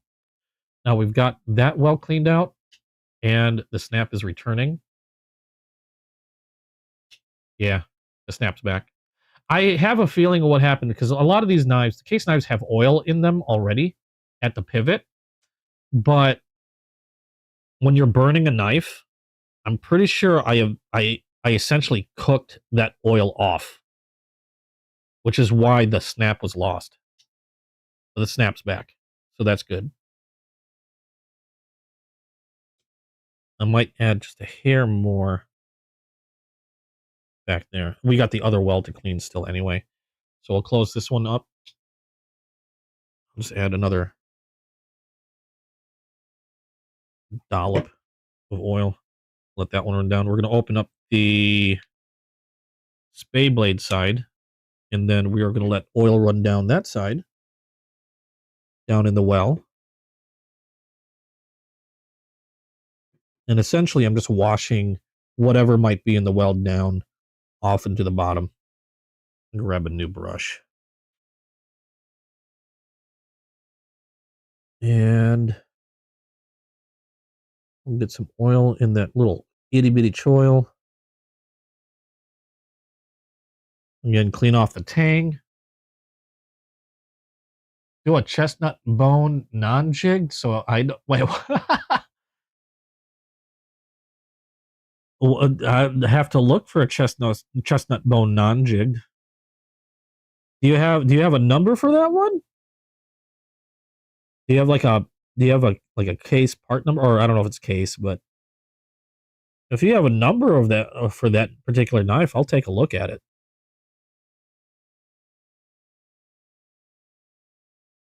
Okay, just gonna run this brush the way down the well. And again, this one was relatively clean, even though you can still see I did get rid of some stuff, because that was a white tip brush. It has turned pretty gray. So I know I washed some stuff away. And the nice thing about doing it this way is you also get oil into the area where the back spring is, so that back spring gets nicely lubricated, and also helps protect. They're stainless steel, I'm sure, but helps also protect it from corrosion. And that's going to get all along the inside of the well. One thing I forgot to show, one thing I also do is I'll fold them halfway. I forgot to do the other side.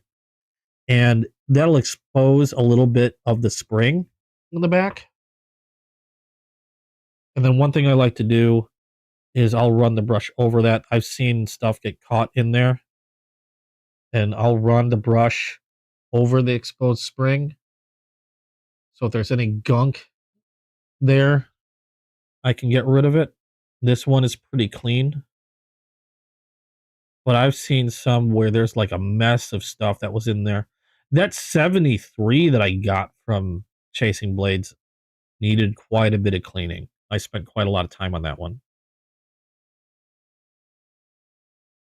I don't know if we got the spring back. The spring's great on the lockup or the open, but we have a little loss of spring on the close. There we go.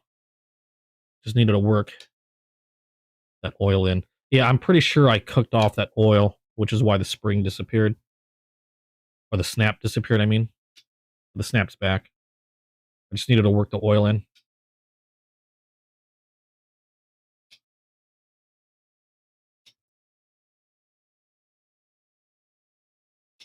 So that's good. So that's another thing you need to keep an eye on. If you do a burning, you're going to cook that oil off. It may seem like you lose a bit of the snap to it. But once you've cleaned the knife off, completely re-oiled the pivot, everything's back to normal. And I didn't clean spring on this side. Wipe that off. Then brush this side of the spring. I'm talking. I got a 1973 case folding hunter from Chasing Blades a little bit ago. That it was a 1973 vintage, and I just told the year. I was trying to hide the year. Whoops. Okay, if there's anybody from a video game channel, completely disregard that. But yeah, it's a 1973 case. I got it because it was born the same year I was. I wanted a knife that was born on the same year. And Chasing Blades had one. And I was really excited. He took forever to get it to me. And then I'm going to... Now, when I oil them like this, there's going to be excess oil that's going to be slowly seeping out the spring side, this side of the knife. And it's going to continue to seep out that side for a little bit because I did essentially soak this knife in oil. So it's going to take some time before that runs out entirely. I have a specific rag I've been using to soak up that oil. Didn't use that brush. We'll save that for later. Put this back in the oil box. So what I'll do is I have so many of these freaking microfiber cloths. I'll let that sit and I'll continuously wipe this side down as oil continues to work its way out from the springs.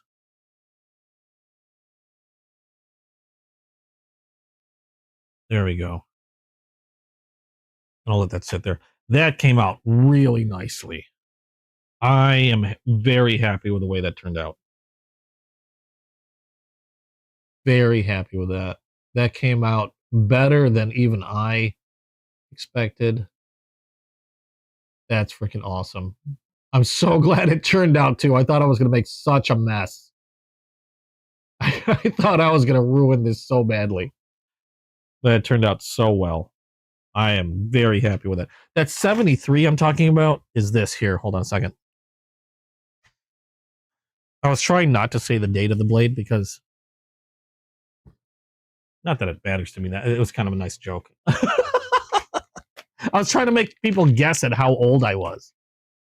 Because I do a video game channel. I don't think they really realize how old I am. It's turned into a joke. Where does Chasing Blades sell stuff? Chasing Blades sells I go through Whatnot. It's called Whatnot. There should be a link in my description below. If you join via my link, I think you get a small credit that you can use. And what Whatnot is, it's an auction app. And they hold live shows. Like, it would look like what I'm doing here now. I'm doing a live YouTube. They do a live Whatnot show, and it's a live auction. So people are bidding in real time on stuff that they're showing you in real time and selling. Oh, okay, you are familiar with Whatnot. Yeah, it's at Chasing Blades, one word. They also have a website. You and I both. You and I both. They also have a website because their website also contains knives that they cannot sell on Whatnot, like OTFs or balisongs, butterfly knives.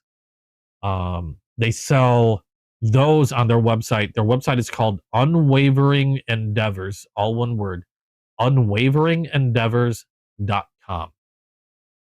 So you can also check their website there.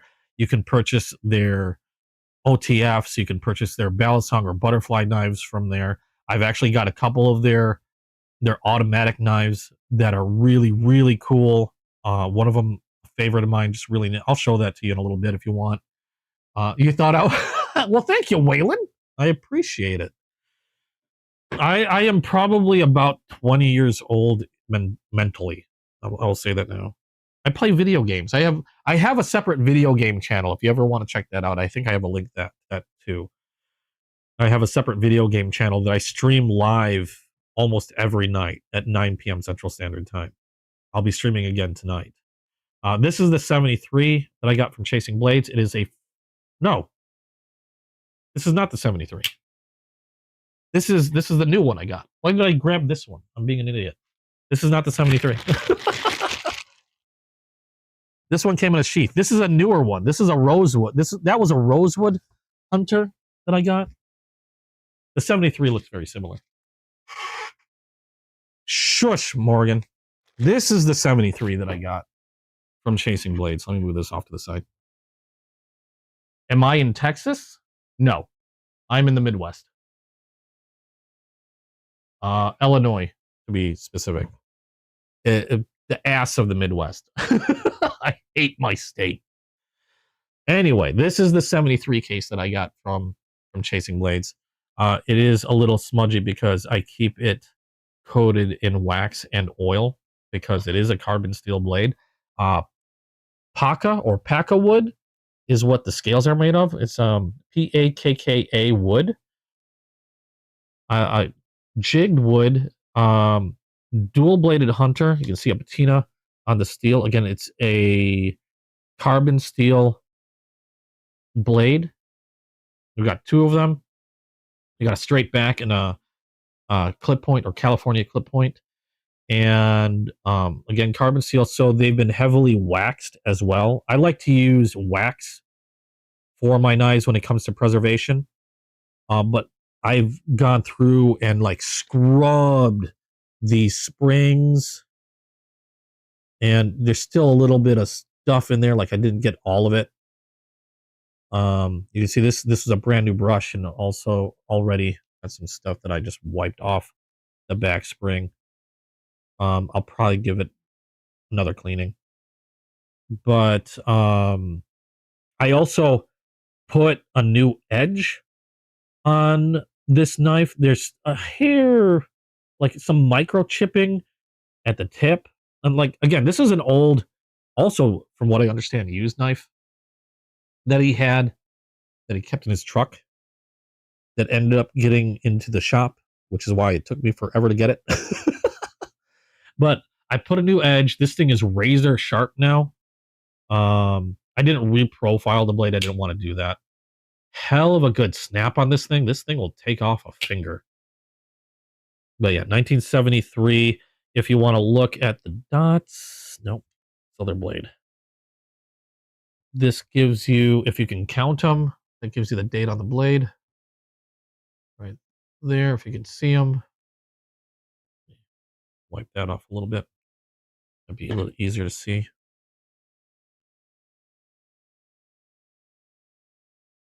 But yeah, I spent a good deal of time cleaning this originally. I'm gonna give it another second run at some point. But there's the dots on the Case USA. There you go. But yeah, this is a 73 I got from him. I wanted to get something that was born in the same year. Uh, Chasing Blades is now looking for a knife that's going to be born on the same date. So essentially, I'm looking for a case knife that was born in August 5th, 8/5. Haven't bumped into one yet. I'm a little worried that he's going to find a knife that was born on 8/5 and it's going to be like made out of unicorn horn with like gold bolsters, a diamond badge, and I don't know, Maximet blades or something that's gonna run like $5,000. And it's gonna be like, hey, we found one on your born on your birthday. It's gonna cost you $5,000. I'm just gonna be like, oh well shit. But yeah, this one's a special one. I don't have a sheath. I did just order a sheath. We managed to get a sheath. Chasing Blades managed to get a sheath for me that I can use for this. In the meantime, I've kind of swaddled this in a polishing cloth. Morgan is impressed by my swaddle. There we go. Nice tight wrap. What did I do with? I pulled out my Rosewood Hunter. What did I do with the sheath to it? I was just there. It is. Yeah, I got another sheath coming that looks like this. This one's for my Rosewood Hunter that I was going to show you because I thought it was the 73, but I was wrong. Rosewood Hunter, pretty similar, except it's rosewood. This one's kind of cool because it's got jimping on the straight edge, like right back here, which I thought was really neat. Like added grip, but really beautiful. I have a thing for rosewood, maple burl, and rosewood. Absolutely beautiful on this one. Yeah, and then you can see he bought it just for me and then guilt me into buying it. Yeah. Like he's gonna do this. He's like, look what I got, and he's gonna do. This is what I call bouncing it off my forehead. He's gonna show it in the show, and he's look at that. It's beautiful, and then my wall's gonna be like, oh no. But yeah, this is the Rosewood Hunter, and then I got a sheath coming in that's going to fit my 73. I just stick it in like this because reasons. I don't know why. We will put, what's this? Oh, this is the box of the green apple. Okay, I'll put that away. Ugh. Okay, but no, like I said, Chasing Blades is probably my favorite retailer. Chasing Blades is my favorite retailer, probably for case knives. When it comes to moderns, I like Going Gear. Although Going Gear isn't as personable, they do a lot of sales. He's like sell, but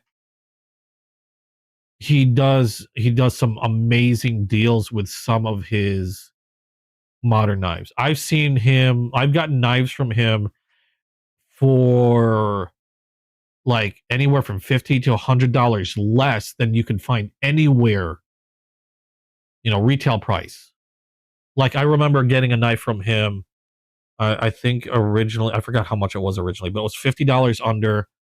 I did my due diligence. I didn't jump right away, but I decided I'm going to search. I'm going to look. I want to see how truthful this guy is. The guy's name is Jay, and I dug around every retailer site that I know that also had this knife. And he was hands down the best price on it by literally $50. You couldn't get that knife for any less than what he was offering. So then I jumped on it. And a lot of the knives that I got from him have been the same way. I don't know how he does it. And obviously he can't do it for every knife. He can't do it for every knife. But it's like I luck out and I'll happen to catch a really good price from him. But for when it comes to moderns, I'll get a lot of moderns from him. Chasing Blades, I've got modern knives from before.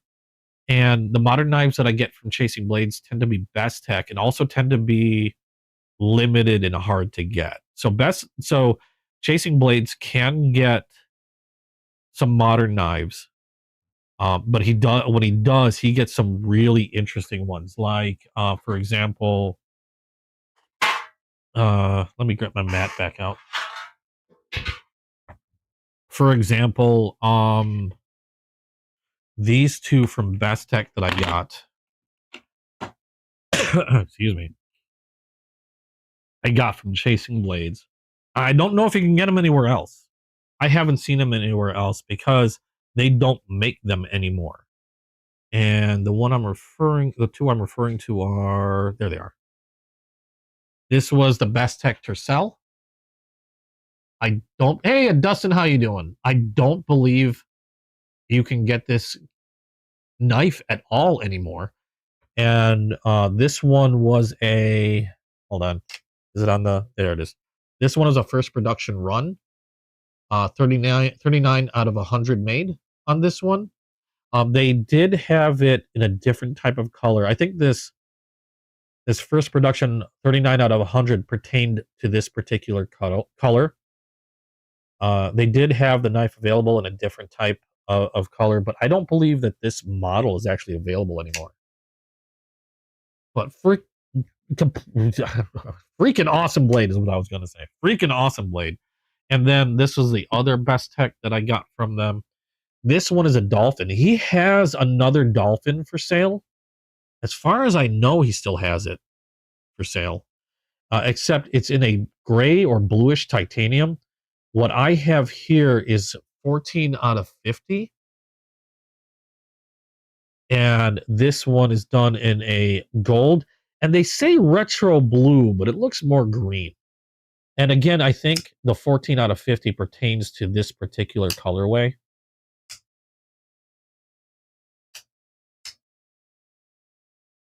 So you're not going to find this colorway aside from the first 50.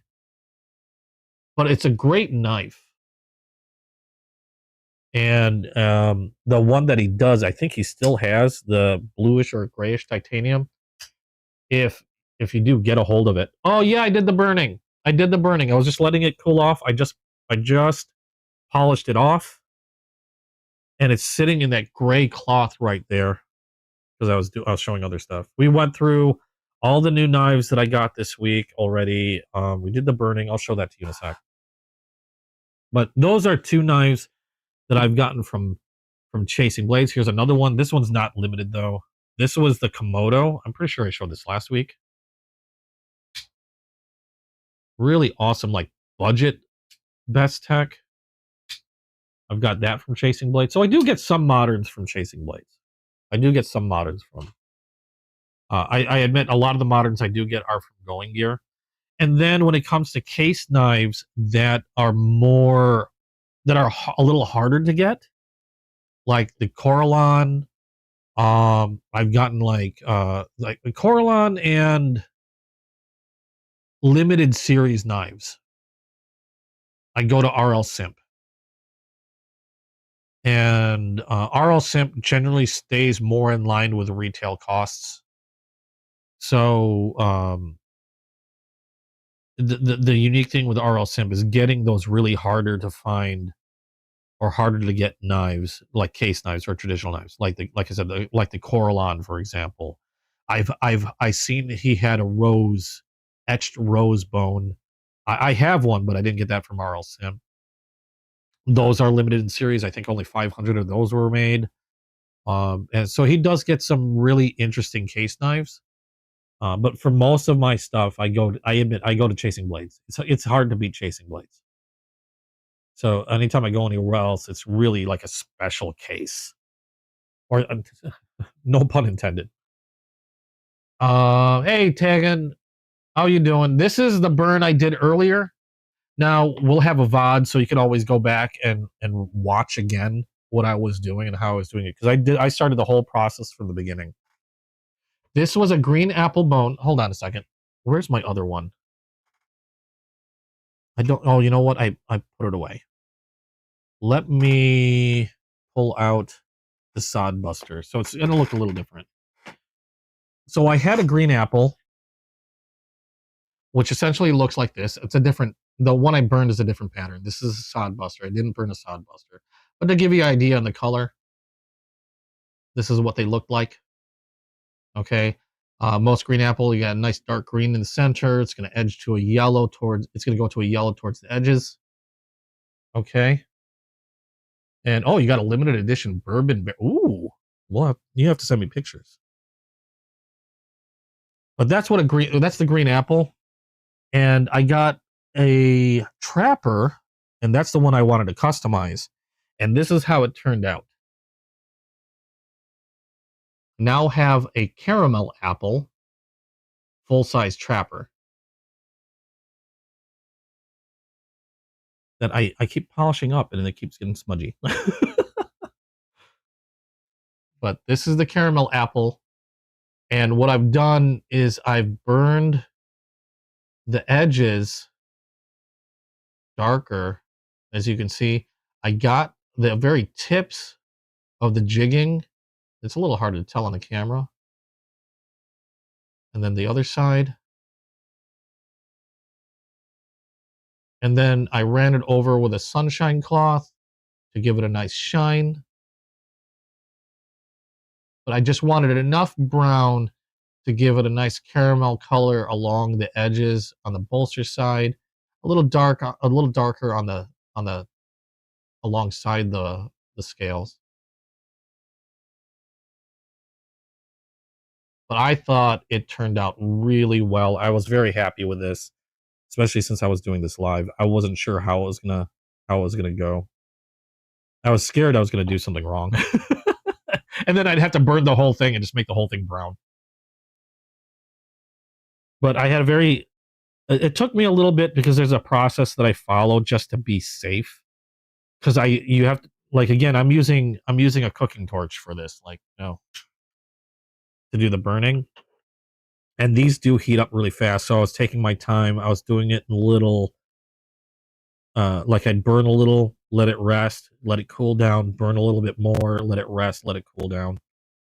The reason why it was resting like that is because I just did a cleaning on this knife, and I kind of doused it in oil. Because one thing when you burn these that I realized, and it happened with my test knife also, is you might lose the snap, because there was some oil that was in the pivot originally. And when I burn, you're raising the temperature of the knife. I mean, if it hit close to 200 degrees at one point, and I may have pretty much cooked off whatever oil that they used. And what happens is you lose the snap. But I've got the snap back after cleaning it, so that's good. Like this one especially was really slow. But there you go. The snap is back. I'll probably do another small cleaning just to make sure I got any debris out of there, any old oil that was in there that didn't clear out. Because I am seeing a little bit more dark stuff in there that seems to be making itself or working its way out. But I'm happy with it. I think it came out great. I am also going to be getting, I was mentioning before, I'm going to get another natural bone. I got a natural copper lock bone coming in, or natural bone copper lock coming in. Just white smooth bone. And I'm going to burn it pretty much the same way. And what I'm looking for is something like this. This was my tester. Kind of like antiquing it in a way. But I want to do the copper lock like this. So I got a second copper lock from him, from Chasing Blades. And I'm going to try something like that next week. I think I'll do that live as well. Because that was fun. That was fun to do. And I'm really happy as to how this turned out. To the point of where this could cause me issues, because I kind of want to do more. I kind of want more green apples to burn. I don't know how the other colors would look. Like, I can't imagine the blue doing really well, because the blue tends to be pretty dark. I don't know how brown and blue would go. I like how the brown, the green, and the yellow work together to look like a caramel apple. So that turned out really well. And it's hard because I haven't found too many examples. I think the best place to find examples is to check out, I can't remember his full name on whatnot, but Big Thunder something sometimes holds an auction, and he does a lot of customization on knives. He burns, he dyes. I know he was mentioned on Chasing Blades website or Chasing Blades show before because he's visited Chasing Blades and they've done dye jobs for some of his knives. Um, so he's probably the best one to look to if you're looking for an example of stuff. The only problem is I don't know when he does his shows. I have to look. Um, but I was inspired by some of the stuff that I saw from him, as well as just hearing about a caramel apple. And I could not try this on my own. What all case I have, as far as I know, I have every case knife available that has a squirrel on it, with the exception of one. And the only place I've seen that one is on Amazon. It's called the Case Squirrel Hunter. And that's the only one I don't have. And the reason why I haven't bought it yet is because while it does have a squirrel on it, it's a squirrel hunter. You have the squirrel on it up in a tree with a bunch of dogs, like, a squirrel hunt. And I was just looking for very specifically just squirrels.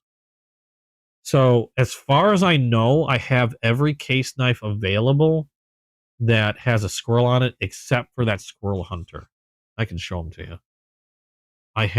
These are synthetic. I have the Sodbuster case squirrel, and I've seen them with a rooster, like orange with a rooster, deer, truck, like a logging truck, and I forgot what else. Maybe a bear? I can't remember. But squirrel synthetic Sodbuster. That one I have. I have the Trapper version in synthetic.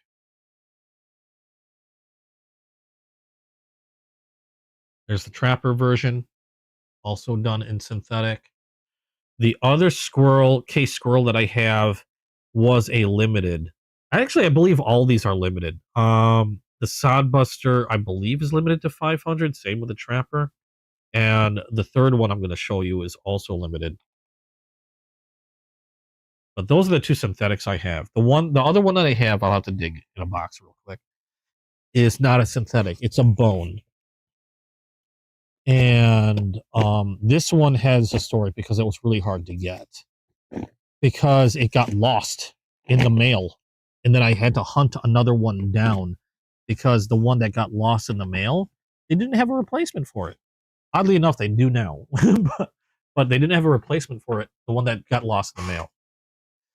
So yeah, I have the Sodbuster, I have the Trapper, and then I have this, and this comes in a jewel case. You got a velvet jeweled case. This is a Wildlife Series etched bone or antique bone. And this is also a full-size Trapper. Now, this is not a smooth bone. It's actually etched. So you can feel every leaf there with an acorn shield. I forgot what they call this. I know it's not an acorn shield. It looks kind of like a stretched out acorn. But I forgot what shield they called it. That's going to bug me. That's going to bug me if I have a casebook. What do they call that shield? It's in here somewhere. That is called the... Okay, where is it? I know there was a page on shields. I was staring at it earlier. And of course, now that I'm looking for it, I can't find it. Oh, there it is. That is it's called the bomb. It is a bomb badge. Or shield. They call them shields. It's a bomb shield. It looks kind of like an acorn. But they're called bomb shields. Like I said, it's antiqued, etched bone. You got the squirrel and little acorn scene on one side. On the back is Case Wildlife Series Squirrel. And I believe they have other versions in this wildlife series. Again, like I know I've seen a deer. The only thing is I can't remember what else they had. I remember seeing a deer version. I can't recall what else. There may be another 2 or 3 versions of this. Obviously, I got the squirrel. I do believe this was limited to 500 made as well. I think all these were 500 made. This one might have been like 600 or 700 made for the Sodbuster. I can't recall. But yeah, 500 made of these. This one comes in a jewel case. And then I have other knives, other squirrel knives that I've found and gotten. I have, as far as I know, aside from that squirrel hunter, I have gotten every squirrel knife available, even those just by name, because it became a thing. I started hunting those down. Oh, have a good one, Jim. Thanks for coming by, man. Appreciate it. The other squirrel knives I have, for example, this is a Remet squirrel. Now, there's no squirrel on this, but the name of the knife is a Remet squirrel. This is a modern take on a traditional knife. It is a slip joint knife, except this one is, again, made by Remet. You got titanium oil slick scales. It's like a purple. You can see I can fingerprint it pretty easily. Scales, titanium clip. I believe M390 steel for the blade. Slip joint. I'm pretty sure that's M390 steel. It doesn't state on the blade, but there we go. On this one, that's another squirrel that I have, and I have a couple other vintage squirrels as well. And to give you, I'll show you those. Where did I put them? I have some interesting squirrels. There they are. First of all, there was this handmade Damascus squirrel knife that somebody pointed out to me that I got from, I can't remember who on whatnot. And it's a fixed blade. You can see the sheath has a squirrel burned into the sheath. And the Damascus, this is Skinner, has a squirrel stamped out of the blade. Uh-oh. Snake just posted something on Discord. What?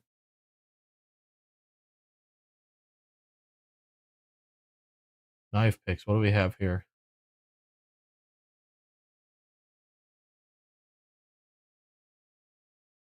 Oh, yeah, that's the one. Oh, no, the one I saw was different. Oh, the problem is, can I get those? Natural Bone Squirrel Hunt Trapper 01445. Oh, shit. Yeah, that one's going to be a tough one to hunt down. I don't know how much that's going to be. Yeah, I have the first one. Snake mentioned that. Okay. Yeah, this one's a Damascus steel blade, carbon, stainless steel Damascus, a raindrop pattern squirrel cut out of it. I can't remember who I bought this from. It wasn't terribly expensive, but it was neat because it was a squirrel. And then I have these two. This one is still in production, but this is a French-made knife. It's a French-made traditional knife called the Douk Squirrel. Douk Squirrel. Now, you've got a, I believe, stainless steel handle, which is like bent metal handle. I believe it's a carbon steel blade, and you have a little bell here, which I don't know, maybe it's used to lock the knife. Well, one thing that I thought was interesting on this one, now we do have a squirrel etched on the side. I thought this was a friction folder, meaning there's no way to lock the knife. It just works on the friction of the pivot. But turns out it was an actual slip joint. There's a spring that's hidden in here because you can't see the spring from the outside because this metal handle is, well, technically it's integral, I guess, maybe. I don't know. But the spring is actually inside there. And you got a half stop and you got, there, full stop. So this one's a French-made traditional knife called the Douk Squirrel. This one, I believe you can still get. I think they run around $35. I think, not terribly expensive. but I thought that was pretty neat. Now, the other one is a vintage knife. Was hard to get, and I got a very particular one. This one, I don't know if it has a particular name, but I lucked out on this one because not only did I get a sheath with it, okay, which was pretty cool, but this is, what do they call it? A vintage Soviet USSR squirrel pocket knife. You got a squirrel there, some type of plastic on both sides. I believe this also came with a uh, brown scale as opposed to black. This one I got for relatively cheap because this was a fixer. It was a user and a fixer. So the blade was bent. I had to use pliers to actually open up the knife. It had a hand sharpened edge to it, and I don't think that hand was very steady. But as you can see, oh, hell of a snap on this one. I managed and this blade was bent so far to the right. like this is pretty straight now. When I first got it, the blade was bent like this, which probably explained why it didn't open very easily. Like I literally had to pinch it with pliers to get it open. And I knew what I was getting. They said what was wrong with it, hard to open, needs some love and care. But because of that, I got it for really, really cheap. I think I paid like $20 for this. And I put an edge on it. So it's got a nice sharp edge on it now. As you can see, I've bent it pretty much straight, I believe. I think I did a pretty good job. Cleaned it up as best I could. I had this thing soaked in oil to clear the pivot. Like there was no snap to it whatsoever. And as you heard that snap when I opened it up. I believe it's a carbon steel blade. But this is the other squirrel knife that I have. Very excited when I got it, and I was so glad that I was able to clean this one up and bring it back to a usable state. It's got a very strong spring to it. Still probably one of the more difficult knives I have to open. But I'm at least able to do it by hand now, whereas I wasn't able to do it before. So very happy this one. Again, I don't have a particular name other than what it was listed as on, because I got it on eBay. And I believe it was listed as Soviet USSR, like vintage Soviet USSR squirrel pocket knife. He just sent a message and whatnot with a pic of the bourbon barrel copper lock. Ooh, awesome. I also have a Discord that we made for this channel. So if you want to check out the Discord, I think I have a link to it below. We share a lot of pictures on there as well. But ooh, see some dirt that worked itself free. I did as good a cleaning job as I could on this, but you know, can't always get everything. I tried. I worked on this so long. There we go. But this is another squirrel knife that I managed to get, and it was just cool that it even came with a sheath. I don't remember reading it's coming with a. I mean, it's not like the greatest sheath in the world, but to have what I believe is the original sheath is pretty cool. So that's the other squirrel knife I have. That's my squirrel collection. See, the only reason why I hesitated on the squirrel hunters is because it was, you know, they depicted scenes of squirrels being treed. And I was like, do I, you know, I mean, technically there's a squirrel on it. Do I want to get that one? Do I not want to get it? I don't know. So I've been on the fence with getting those. And I know there was a version of a squirrel hunter on Amazon, and they run, yeah, okay, yeah, they run $83 for the one that I see on Amazon. I don't know. There's only 10 left in stock. It's a full-size trapper. I'm debating, but again, and you can see the squirrel treed up on that one. But yeah, they got a dog. You don't have the hunter on it, and then it also says squirrel hunter stamped on the bottom. My the only thing is it looks kind of odd to me. So it's like I don't know. I don't know if that. I mean, I'm fine with squirrel. I don't know if I want squirrel hunters though. I have to think about it. And not to mention it's like 84 or 85 bucks by the time if I decide to pick it up. And I've been kind of spendy already. I've been really spendy already. But yeah, these are the squirrels that I got. I keep them I keep them bundled up because I like them. And I don't have them in the box only because I do like to take them out and admire them every once in a while. But I do bundle them up even though they're in a nice hard case. They're kept pretty well secure in there. But I'm weird like that.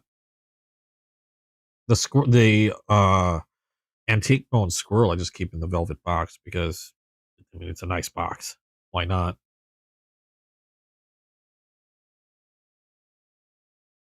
And then those other two, I don't really have a place for these other two. I just keep them somewhere off to the side, which I'm gonna do again in a minute. Put the antique bone away. Where did I have that?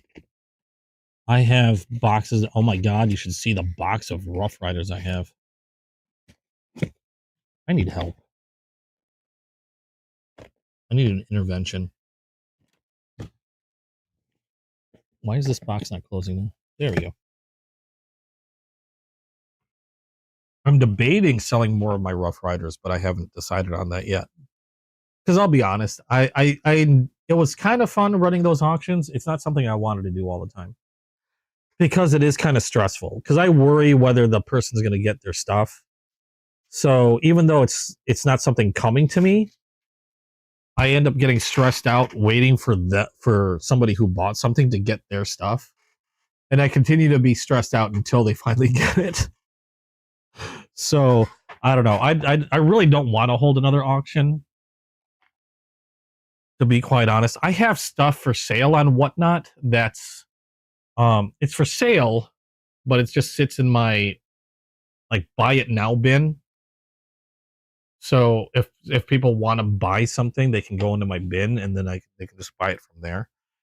I might put some knives up there. I haven't yet. I have a bunch of like odd stuff that's in my buy it now, like a bunch of Labubu stuff and things like that. Um, that my girlfriend doesn't want, or has decided she's fine without.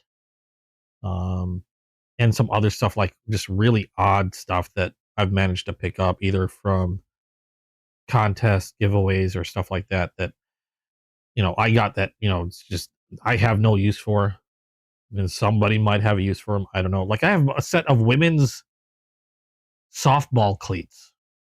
They're still sitting here, and they're expensive cleats. They're not cheap, but it's going to be a very specific person that's going to need them. And so they're sitting in my buy it now section. So if you know anybody that needs women's professional softball cleats from Nike, let them know. Otherwise, they're going to be there for a while.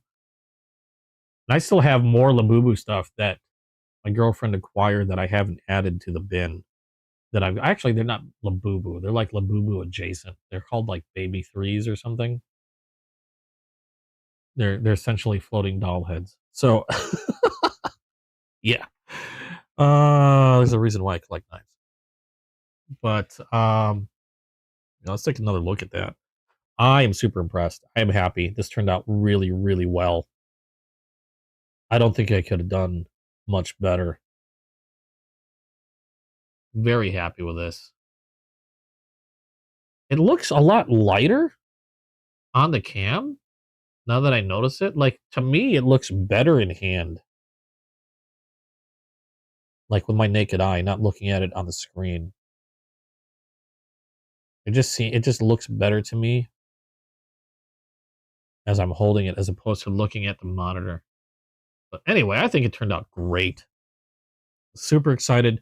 Can't wait to do another. I think, like I said, next week I'm gonna do one with I'm gonna do a copper lock. It might not be this very copper lock, but like I said, I ordered another one from Chasing Blades, and I think I'm gonna do it the same way I did that Remington. It's the same. It's essentially the same knife. The reason why I haven't jumped on just doing this one immediately is because I do like how this natural bone turned out, where it's got some like darker. It has like a lot of, I call them freckles, a lot of little. I don't know. This one just seems to have a lot more personality on it. You've got some really gray spots and edges to this one, which is why I haven't jumped on this one immediately to burn, because I just like the way it looks. I'm gonna wait for that second one to come in from Chasing Blades, which I know is coming next week. And as soon as that one comes in, I'll take another look at both of them and see which one that I want to do. But I'm gonna wait till that comes in, and then we'll do that. We'll burn that one next week, I think, and see if I can't get this copper lock looking really cool. And again, I'm just gonna do it in a similar fashion that I did this Remington. I'm gonna give it some burnt edges to it, dark in the center, give it a little bit more antique, like weathered look, and see how that looks on the copper lock. I think it should look pretty good. I'm a little bit more confident now with the torch, so hopefully I don't muck that one up, because these copper locks aren't cheap either. But we'll see how it goes. But I think we're running out of time. I've gone through all the knives, all the new knives for this week that I've got. Managed to successfully customize a green apple and turn it into a caramel apple bone, which I'm really excited about. That's so awesome. I'm gonna have to do some photos of this one later. And yeah, I think today went pretty well. And I didn't cut myself this time. Freaking awesome. Not like last time. I gave myself a good cut last week. Yeah, that snap's returning. I'm going to add a little bit more oil and work it in there really well. But I think we've got it. So let me see, or let me know, what do you guys think? What was your favorite knife that you've seen today? Out of the new ones, or what, like the old ones that I've showed? Let me know. Well, like I don't know if I have my favorite out of all the knives that I've shown today. It's hard. It's hard for me to say, mainly because, like I said before, I'm not going to get a knife unless I know I'm going to at least like it. I might be going a little off what I normally state, and I'm going to probably say my favorite knife this week is going to be this one. I'm not counting this one because I created it. In a way, my favorite knife this week, I believe, is going to be this one. Even over, I do love the moderns that I've got, but this one is just absolutely gorgeous to me. At the very least, I will say, out of all the traditionals that I've opened up for this week, this is probably, at the very least, my favorite traditional. This I forgot the name of it. What do they call this? Goldenrod. I got a burnt goldenrod. Yeah, goldenrod second cut jig mini trapper. Because of, first of all, the Warncliffe variant. The raindrop Damascus pattern on this is absolutely stunning. Oh, the baby. You like the baby cleavers, the Corvid. I knew that's going to be your favorite. But traditional wise, this one takes the cake for me. Freaking love this bone. Love the Damascus. Love that pattern on it. Love the Warncliffe blade. Traditional wise, this would have to be my favorite. Overall, I'm kind of leaning on this one.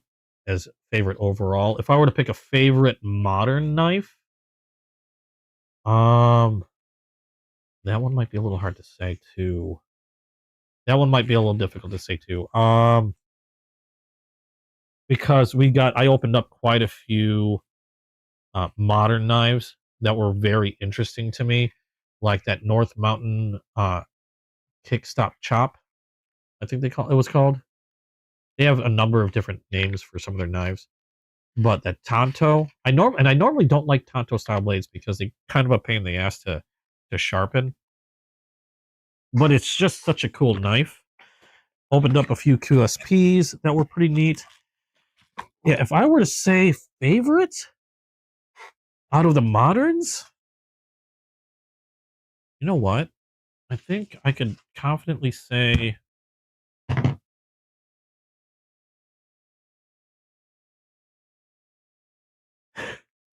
probably this one. Just because ooh, burp. I like the creator, I like the designer of this one.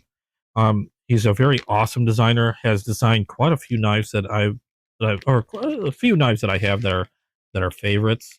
And his name is Osho, or at least that's what he goes by. He does also have his own YouTube channel.